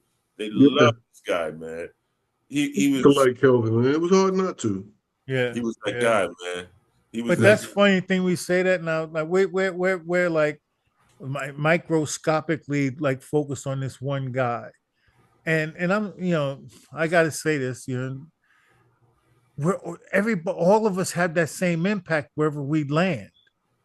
Like I guarantee you, Stan, if I went to people that knew you and asked them about you, they'd be saying the same thing that you're saying about Cal.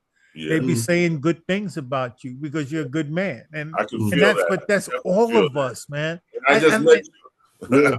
Yeah. am I right? Let's like we've interviewed a lot of guys, and just we know a lot of people as well. I don't know no bad guys, man. We all our footprints that we leave are of quality. and it has to be said. It has to be shared in these interviews. To say like we could banter and talk about anything forever, but it has to be established and say like you're a good man. You did it the right way, whether you made it or not. I don't care about that. Right. Yeah. Because those things, things happen. Like I didn't make it because of some things, blah. I mean, it's not hard to see, but we're good men and we've established ourselves. Even like you started out explaining, to the public who you are by mentioning about your educational accomplishments. Right. Like, come on, man. I mean, and so I understand what you're saying about Cal. You're right. But the same applies to you, Stan. Well, thank you, man. Sorry for the long Thank you. story, man. That's all right. Thank you, though. And Stan, I'm gonna tell you something, man. These podcasts have become more succinct and personal to us because there's so many of the ones that we've done that we can look back on, and these people are not here anymore.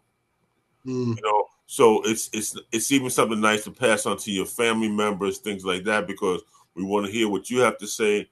And it's like we didn't, when we started out, it wasn't even about that, and now it's more about that because, hey man, a guy that just passed away, Clyde Doherty.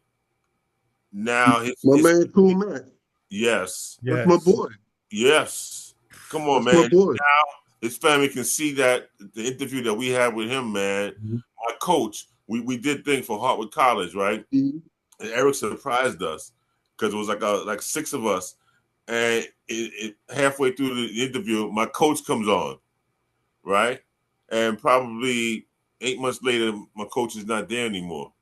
You know what I mean? But his family got to see that. So it's more than basketball. That's what I'm saying. It really is, man. It is. Yeah. And the push for this is,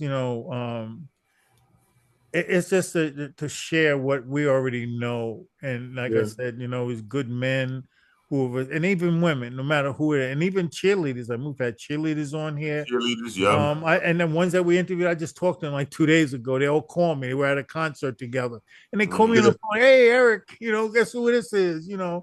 But it's a family, man, of people who are in that athletic world, and we get to know who Stan Wright is, who this guy is, and it's not other than just the basketball, like who he is as a man, sharing his experiences and what his journey was like. And there's a commonality with it. Just using Mac as an example, when he passed, and we had just interviewed him, Stan, like about maybe a month prior. Really? I swear to you, this happened, and I started crying, man, because I just met her as well. I have a cousin that I just met, never knew her. So it turns out she looks just like Carla Les. It's crazy. Look just like my sister. And she was like, I saw her post, and she was like, I'm hurt. I can't stop crying. Da-da-da. One of my, mentors, da-da-da, Clyde Doherty passed. And I was like, Pam, I didn't know you knew him. Like, and she's going in on, to this day, she's still like, I can't get over it. And but look how we are. Like, what is that, seven degrees of separation? We all are tied, man. And the day before he passed, I said, I gotta give Mac a call because my nephew was playing at Bluefield State in West Virginia. And they were playing. They play Bowie? Yeah, they were coming to play Bowie. Now, I saw Clyde last year because last year he was at Fayetteville State. And these kids are moving around this year, man. It's like crazy. But he's at Fayetteville State, and they played at Bowie. And I called Clyde, I said, yo, man, my nephew's playing. I'm going to come in and see you. So when I got there, he was ready for me. We went and saw the football game. Me and my boy, Luther Clark, who's from... I know Luke. Yeah. You know Luke? Yes, of course. So me and Luther met me at the game. We went to the football game and went to the basketball game. And so I was going to call Clyde. I said, I got to call Clyde. Tell him I'm probably going to come into town on Monday night because my nephew's playing. And That was the night before. The next day, I see that post on Facebook, and I'm like, get the Yeah. out Wow. of here. Yeah. Wow. What? I said, this can't be real. I said, this cannot be real. Yeah. I'm like, I was floored, man. I was like, Yeah. man. I had talked to him. Well, I had sent him something on LinkedIn when he had made his 11th year at Bowie. So I was congratulating him. And every time that he says, "Oh, thank you," he called me. He says, "When less is more." That's what he always says to me, man. That's the last thing that I heard from him. That was Yeah. 3 days before he passed away. Yeah, man. Yeah. I mean, and this is not the first time this has happened to us. It Mhm. happened with another one of our boys, man. We were talking when we got on the phone with Yeah. Wayne Mackey, who was like the head of NFL referees. Yeah. Well, they went to high school together, and he was like a football, basketball guy. And he went to school with Les and Clyde because they all went to Brooklyn Tech. Yeah. Right. And Wayne went to, like, I guess the NFL, team meetings that they have in February. I guess he got promoted or something, whatever transpired. I think from what I heard, I don't know if it's totally true, but he went back to the hotel and had a heart attack and passed away. Yeah. And we had just been talking because he the one that cleared my head for me to start doing this because of the conversation we had on that three-way that day. And it's crazy, man, that people are passing. And I'm sorry to kind of like go off of your story, Stan, but I mean it's kind of like something that needs to probably be talked about because even like I don't know if you're paying attention less, but tomorrow is St. Patrick's Day, man. So my head is in that world now, man, because that's when I got sick, man. It was my aorta tore on St. Patrick's Day. So it's always in our heads, man. And but we get through it together. There's so many resources available for us to reach out and touch each other when it's needed. And sometimes it's emotionally hard. It is for me. I have a hard time with it, terribly hard time, like a PTSD type thing. And even injuries to others bothers me. So I had that, whatever, I don't know what you want to call it, but to know that people are still here, we can share and fellowship on our experiences are a major concern of ours in doing this. Yeah. And sharing your legacy of through the game of basketball and what it is. And that speaks volumes of the communities that we grew up in, who we were around, who raised us, the educational environment, how we looked at education from the perspective of an athlete, a student athlete's mindset, and an African American athlete's mindset in the inner city. All of those things are messages to share with people in this fashion, and that's one of the reasons why I see it, man. So I have to go on a long tangent about this, but No, not at all. Not at all. But it's important. Yeah.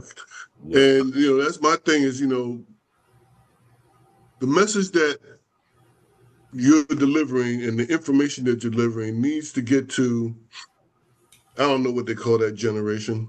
I don't know if it's an X or XYZ. whatever the hell it is, but the youngsters, right? Who, I've learned because, I coached AAU for 10, 12 years when I was still living in Massachusetts. And now I'm assistant coach at this high school. And I'm just, the development and the change in kids is something that I still have a hard time grasping. And I think a lot of it is not so much their fault. I think it's because of technology has a lot to do with it. But they don't seem to be able to, you're fortunate if you get kids that can focus on something and put in the effort that it takes to be successful at something. And I don't know what it takes. Kids tell me they love basketball. Then I'll bring up a name from the 60s. They ain't never heard of him. Right. And I'm like, at first I'm like, you want better, but you don't know the history. So how much are you into? I mean, when I was first got in again, I was reading books. Come I on, was man. like, Yep. I'm reading books about who Ed McCauley was, the first guy that made the shoot a one-handed jump shot, and I'm learning about George Mikan, and I'm learning about all this stuff, right? And the development of the game and everything. And so if somebody, when I was that age, if somebody asked me about somebody in the history of the game, I'm up on it. I could have spoke on it. That's right. We had that basketball card. Yeah, we can speak on it.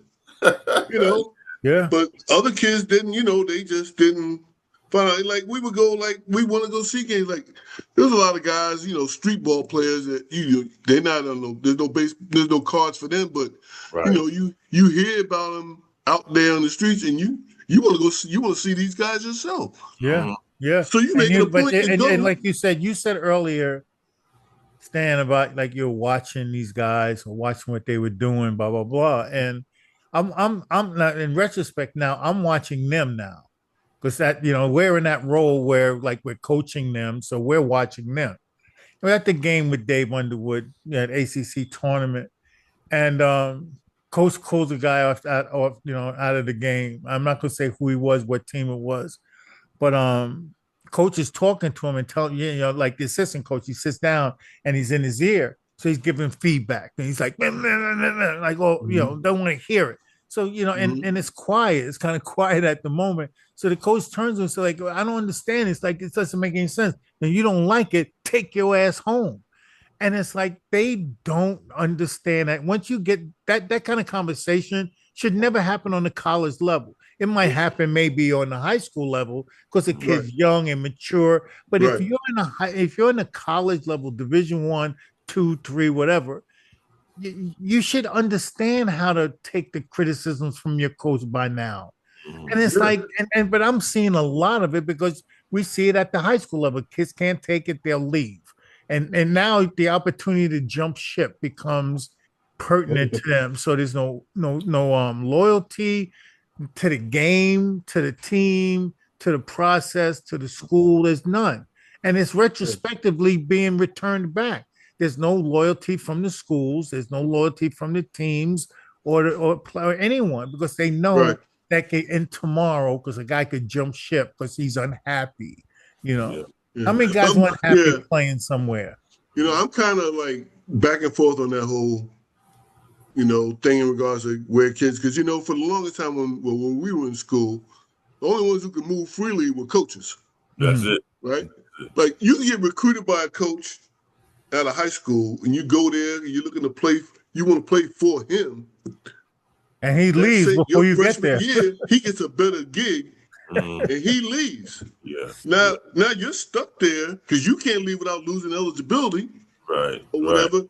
And he's moving on to make more money or whatever he's going to move for. And it's like, oh, sorry, kid. I'm sorry I brought you here, but best of luck to you. And, so I'm kind of happy that, okay, the coach leaves. You want to play for that coach. He's not there. If you want to go play for him somewhere else, I'm okay with that, But, it's gotten to the point now, especially with the money involved, and I'm happy they're getting paid. Because I remember all I got when I was in school was $15 laundry money. Yeah. And then they took that from us. My sophomore year, we couldn't get that no more. Yeah. Right? So, anything you got out of alumni, that was against the rules. Right. Team getting sanctioned by the Nazi Gestapo or the NCAA. But I'm kind of happy all that thing has changed. But I think they've kind of opened the Pandora's box. Absolutely. Because they've gone from one extreme to the other with no controls in place. Right. Yeah. None whatsoever. And you would think because everything that they do, and you have to really look at the thought process behind the NCAA and then coaches, all levels of college basketball. There's a process in place. And so, you're going to go in and take a rule away, which is like majorly impacting the whole landscape. And you do it without having like a backstop or something that's going to a throttle, so to speak, or a clutch that, controls the releasing of of something else. And even in corporate America, when they release a new program or a new release of, like, I don't know, Macintosh 2.0, 3.0, it's like these stages that they go through that makes the changes. This thing was just open the floodgates type of thing, and you can't, Yes, exactly. yeah, you Exactly. can't handle all that water at one time. Right.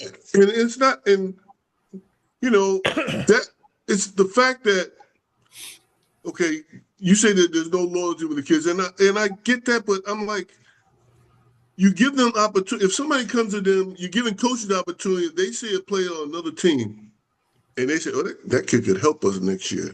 Mm-hmm. Right? How much is he getting in NIL? Right. We can do better than that for you, man. Yeah. And if the kid ain't got, that's the thing about it. He's thinking money. Yeah. Right? And I don't know if I blame him for that, because the coaches are getting paid, everybody getting paid, the schools are getting phenomenal money from TV contracts and everything. So everybody's getting paid. So why shouldn't the kid get a little more money too? But there's got to be some kind of I don't know, so something's gonna like kind of slow this down. Forgot what they call that on the brakes on the car to keep it from going too fast, or you can't go fast. But maybe something like maybe a rule say, okay, if you switch, you make it a contract. You're gonna pay somebody, give them a contract. Right. Yeah. Yeah. Give you a 2-year contract. Yeah. You break the contract. And this is the thing. There's the contract for the front end before you even step into the deal. But there's also like but you have to be understanding of contracts then. So now that becomes an issue where you got to pay a lawyer or somebody representing you. So that this is where the complication comes, because like we said before, the fine print. Nobody paying attention to that. And it's like you get everything done, you think everything's cool, but the fine print's protecting them. It's not college, especially Division I. It's not college athletics anymore. It's not amateur. Right. There's no amateurism there. That's especially when I thing. heard the other day, I didn't even know this, but they got kids that came from overseas, right, playing in these colleges. They were playing professional ball over in their country. That's right. Yeah. So I'm like, wait a minute. Yeah. I thought professionals, you couldn't play in college if you were professional. Yeah. But if you were overseas and you play professional, that's okay. Yeah. Yeah. As well as the fact that you could be,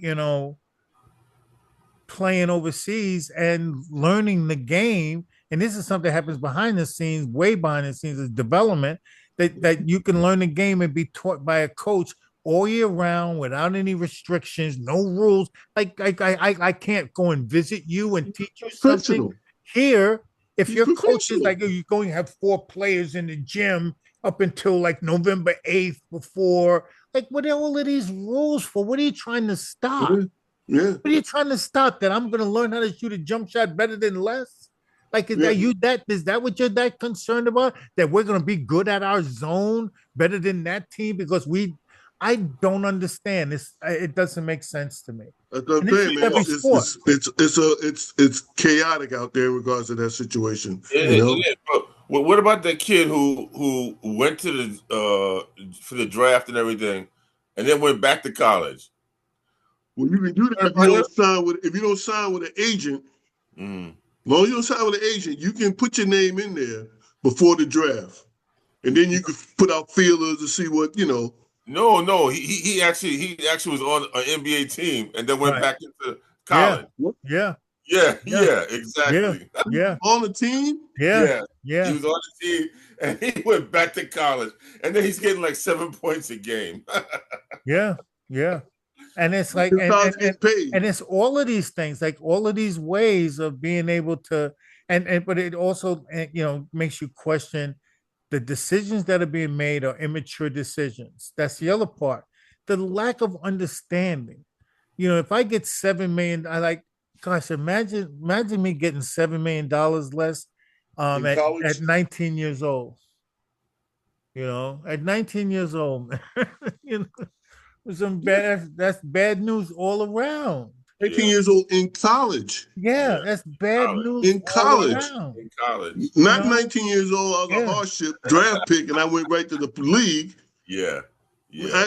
No, I'm in college, and I think part of the hopes they had was that if they were paying these kids money, maybe so many kids wouldn't jump so quick. If they're already getting paid in college, they might say, "Well, I'm getting paid enough here. I'm gonna stay in college and have fun," type of a deal. And that's true, but it doesn't. But it fails some people when they have that mindset, and maybe they're not good enough, or that there was a promise made and money given to somebody who's not really earning or have earned the right to get that amount of money. Because maybe there are people that do, but the ones that aren't, they're fish in the system. It's like taking a flop. They're flopping. They're flopping through their career. Yeah. And it's when they're getting money, they're not performing on the court. There's so many issues, and even down to like, jumping back to the skill level stuff. You're still the same player. Like you haven't gotten better. You went to the league, and you came back, and you still can't hit a jump shot, man. Come on. But I'm gonna tell you something. I think that it helps the person who's gonna stay in school for 4 years, right? And say doesn't make the league, or the fact that they get hurt, right? Because I remember when I got hurt my senior year, man, all bets were off after that. Mm-hmm. Now, if I was still getting some money from being in school, that'd have been cool. You know what I mean? It would have been like, all right, well, hey, I got my education and I got some money. Maybe I'm not going to play in the league, right? Then you got the kid who is an All-American, totally Division I All-American, and he knows he's going to make, hundreds of millions of dollars, and he gets hurt too, right?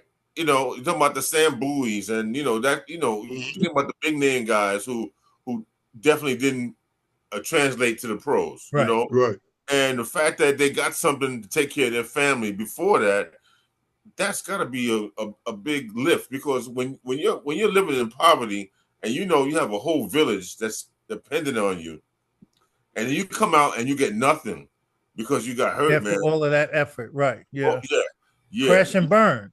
And a lot of athletes crash and burn less. You don't have no money, and now everybody's turning their back on you. Right. You know what I mean?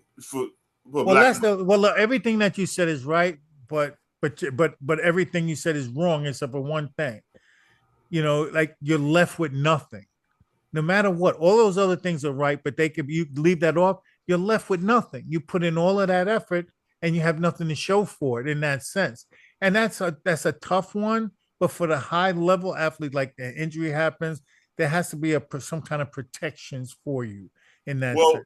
Well, the smart ones were doing that Lords of London insurance policy. Insurance, you get insurance policy. Yeah. Like the Ralph Sampson, that's the reason why he went 4 years. Right. Because he's like, okay, when something happens, I know I can get that. But not everybody in the hood understands that. Right. Especially back when we're talking about. And that insurance is not cheap. Yeah. That insurance is not cheap. And, but I hear you, though, because if you're in school for the right, basketball, like that was the one thing, I used to tell my kids, my boys, you're not in college to play basketball. That's not why you're there. That's not the main goal. That's not the case anymore, though, Stan. I know, but I'm just saying, that's not the main goal, because you were saying you're left with nothing. Well, we used to you got a college education. Right. Yeah. You see what I know? I put my foot in my mouth by saying that. You're right. We got a college education. That was the whole reason. Right. They came to you in the first place to help you get a higher education. Yes. So if you So what does that tell you, Stan? The assumption would be the focus is not where it should. Like he was saying, if I was a kid and I knew not talking basketball, say I want to be, I don't know, an accountant, I want to be a businessman. Mm-hmm. And I'm getting NIL money for every year, and I'm there for 4 years, and I get my degree. What you think's going to happen with that money that I've been getting all those 4 years? Absolutely. Right. Where do you think that money's going? I know what to do with that money. Right. Because I learned, and that's the problem. I learned what to do with it and why I'm getting it, and that's what the whole thing before they would give it out NIL was supposed to be about. It's about getting you in a position where you could live your life You know, and I should have this not an argument, but I had this conversation with my coaches because before they had this NIL way back then, coaches used to. Now the schools get the money, so they can still do it. But Nike, all these gear people, those schools get paid. They get paid to wear that gear. Wear that thing. Yep. To wear that, to put that logo, to wear that swoosh out on the court or on the football field or whatever. They getting paid for that. Yeah. None of them getting hurt. None of them getting subject to injury. So why you making enough money already from season tickets, TV contracts? Why can't you take that little? Because it ain't a whole lot of money, but it's enough money that you took it and distributed it to your athletes could make a big difference in their life. Yeah. Right? Yeah. I agree. But that shows you that the current athlete now, and just looking over the surface, it's worthwhile to assume that they are not processing the NIL money and the process in a proper manner. They're looking at it, I got the money, and they're not thinking about the education for the most part, especially if you're a high tier type of athlete. Where's the mentorship? Right. For these kids? I don't know if it should come from the college. First, it should come from your parents. Right. You know, if your parents aren't able, so maybe the school, and they have these advisors on these. I was just getting ready to say that they pay people these people. there. They pay people to advise these kids on how to do shit like this, and they should be advising. Hey, look, man, the NIL money you can take that, put in a mutual fund or 401k while you're in school. Let that money build up and grow while you're here. Get your actually being that the NCAA always has so many rules that are in place stopping this and that. You can't buy a kid a hamburger. Now that there's money being flowing, that actually should be the criteria that you should not have access to use of that money. It should be put into investment vehicles that protect you. At least 80% of it should be it should be automatically put into an investment vehicle. You're on a scholarship, and the only money that you might need might be clothes, food, incidentals and incidental money. That's what it should. And if you want to have rules in place, that would kind of slow it down because it forces you to learn. It forces you to learn how to use a bank account. If you have a bank account, you're gonna learn. Don't take me that, because that goes back to me and my whole thing about elementary education, where they don't teach our kids about money. They don't teach them about money. They don't teach them about a checking account.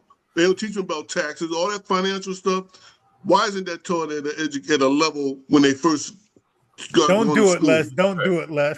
Yo, Stan. A checkbook is like trying to tell a big guy to go down to the post up. It's like they don't understand it. They don't know how to do a checkbook. Motherfucker don't know how to post up, man. Same shit. Yeah. So I'm like, why is it that? But my whole thing was, okay, I was like, Coach, we take that money and you don't give it to them as you tell them, look, you draw up a contract. This is your contract for your 4 years while you're here. While you're here, you do the things you need to do, school, basketball, all that, not getting in trouble, keep your nose clean. Right. Every year, I'll put this amount of money into an account for you. By the time when your senior year comes and you graduate, because it's important to me that you graduate, because that looks, they still have that rule now. You still get graded on your GPA for your programs and all that stuff in the NCAA. But you come out of school, you graduate, get your degree. I'm gonna shake your hand, give you this check, go about your way. You're starting your life now. You can get an apartment. Buy a car. Do whatever. Do whatever. And I don't think to start your life. And I don't think the graduation should be like the criteria of it, but it should be in there listed as the ultimate goal. That is the So I'm saying, if you don't graduate, you don't get 100% of the money. Right. Yeah. You don't get all of it if you don't graduate. You graduate, you get it all. But you say you don't graduate, then you get 80% of it or something like that. But it's like, but the other question is, and this is away from the basketball mindset, if you're just a kid living and, you're going to candy store, then or going in these stores, you're going in the malls, and you don't know how to, and you're in math, algebra at minimum, or just basic, elementary math, and you don't know that if you got 10 apples and somebody eats one, you got nine now. I mean, I don't understand why those concepts are beyond, the grasp of a guy he knows how to calculate his shooting percentage, but he doesn't know how to figure out, that he's wasting money. Translated in the realm of financial terminology. Nobody's talking to them about a checking account or income versus liabilities. Yeah. Nobody's telling them, this is your income, that's the money that comes in. Liabilities, that's the money that goes out. Yeah. Right? Nobody's talking to them about that. Nobody's telling them what, like you said, they don't know what a checkbook is or how to balance a checkbook. They don't know what credit. I don't know. I'm so many kids, and when I was in college, I know it's happened too, where parents, that didn't know no better, gave their kids credit cards. Lot off, but they had money, so I guess they could do that. But all that means they think that's free money. Yeah, that's it. They don't realize every month you got to pay. They don't pay it back, and they don't understand interest. Yeah. That don't mean anything to them. They don't understand that. These are all things that terminology I think should be learned at least before you get out of high school. Come on. Oh, absolutely. Yeah. Before you get out of high school, you should know what a savings account is. But you're talking to two guys who, my mother did, accounting for one of the largest law firms on the planet. And, and our parents were, in banking, and we end up being in banking. So for us, it kind of seems like it's just automatic. But, I had to think back of my novice mindset. Before I even got onto Wall Street, I understood though. And so I'm trying to figure out like what's missing. I don't understand. I understood like, the Business Weekly show on, Sunday mornings, the McLaughlin report. And I hear stuff. I don't understand most of it, but it's kind of, and then my dad or my mom would say something. How old were you? But you had your mom and your dad there that were in the business. I mean, because really, I got out of high school. Now, my parents were both educated. Well, my father went to college. My mother didn't. He talked about, we never got into, about my finances or what my finances were going to be. I had a savings account. I didn't have no checking account at the time, but I had a savings account. But we didn't talk about credit cards and all that kind of stuff in my house. It'd have been nice if they'd have talked about that in school. Instead of me learn on the fly. So let me ask you a question then. What about your sons? Oh, they know. My youngest, he's the cheapest person I know. No, he's not. I'm telling you, you don't know you don't know Amanda. I'm saying, the first time we took them to Disneyland, right, for winter vacation, right, for Christmas, we gave them like $200 Disney a piece that you use. That was our way of telling them, hey, for Christmas, we're giving you Disney World, right? So we gave them these envelopes, so they were all excited and everything. But then we get down there, right? So we go into the gift shops and stuff, they want to buy stuff. And my youngest son comes up to me and says, Dad, can you buy this? I said, I'm not buying you a thing. You got money. I gave you money just for that purpose. Don't somebody ask me to buy this for you. Just so. He got it right. He got all that money all in his pocket. He had all in his pocket. Daddy to buy it. He's saving it for something. He want me to spend my money. Yeah. But it's like very weird though, because let me ask you a question. Were you on any Rhode Island like university like the yearly brochure with your picture on those and things like that? I was in the program, my picture. And you was were on too, there. right, Les? Yeah. Like did that, but that's how much money that they got for that stuff? Oh, I talked to the AD at Rhode Island about that. Not when I was there, but after I left. I went to a PCURI game. Me and Soup went. And so I'm looking through the program, and they got these ads for these banks and these car dealerships and everything in the thing. And in the ads, they got the kids in their uniforms, it's fine. I'm like, okay, so y'all got paid for that. I said, how much of that money does the kid get? This is before all the changes happened. Right. right? And I'm talking to Thor. We used to have this debate all the time. It was a debate. It was a good conversation.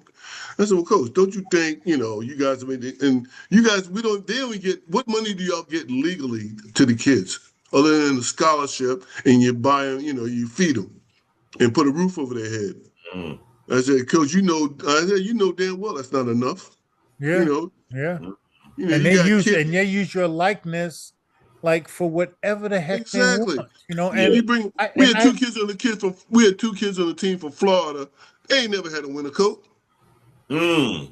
yeah, They never had a winter coat in their lives. How they supposed to get a winter? Who's supposed to buy their winter coat? yeah, Their parents got to yeah. buy them a winter coat. Yeah. They're You walking brought them around up here to campus school. constantly with the sweatsuit on, and that's it.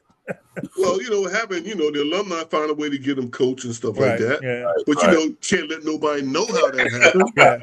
And it's Right? crazy though, because I sit back, I never forget this, man, because it was like the real big banner posters you see in the train stations, like the real big ones when you're on the platform. Mm. My picture was used, for LIU, and it was right there, DeKalb Avenue train station, like for like at least 2 years. Mm. And it's like, how much money was generated from that, I mean, that big advertisement, because it's like come to school here. It wasn't about the basketball team only, it was like coming to the university, blah blah Right. blah. And it's like, but you see those things, and even the O'Bannon brothers with them, like using my face or using someone else's face, and even after 20 years, you don't see nothing wrong with that. Did you For get athletes. did you get your check from EA Sports? You got a dime. My son got paid. Really? Wow. Yeah, he got a check because they had used him in in the college basketball thing. Had his name, his number, his likeness, and then when O'Bannon did that lawsuit, he got paid from Yeah, that. and you want to know something, Nick? Was that it's funny because there is another one, and that might be the one, because there's a lawsuit out there, right? There's actually a couple of them, and one of them that was approved and guys who got money, but they were after us less. Like I would say, maybe like Pearl Washington, Yes, two my son was after thousand, you. or My even son's like after afterwards, you. after. So even after Yeah. that, it was like 2000, sometime around that time, that Mm. there was some money, and I read up on it that they were giving out money, but there was a cap on how far you could go back. But My son got his. I think it was 2009, something like that. Wow. Wow. Yeah, yeah. I got to You got go this. talk. I got to go talk to my lawyer. Got a check from EA Sports. I said, what? Yeah, I said, okay, well, they supposed to. yeah, and you never Good for know, you. man. I mean, it's really a weird thing because they do it without without the appropriate checks and balances.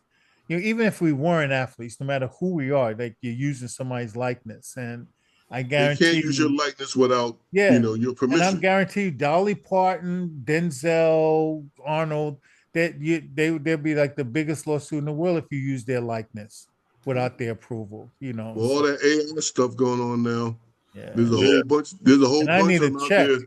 there. There's a whole bunch of them out there now using AI for people like I had saw who's it? Al Roker.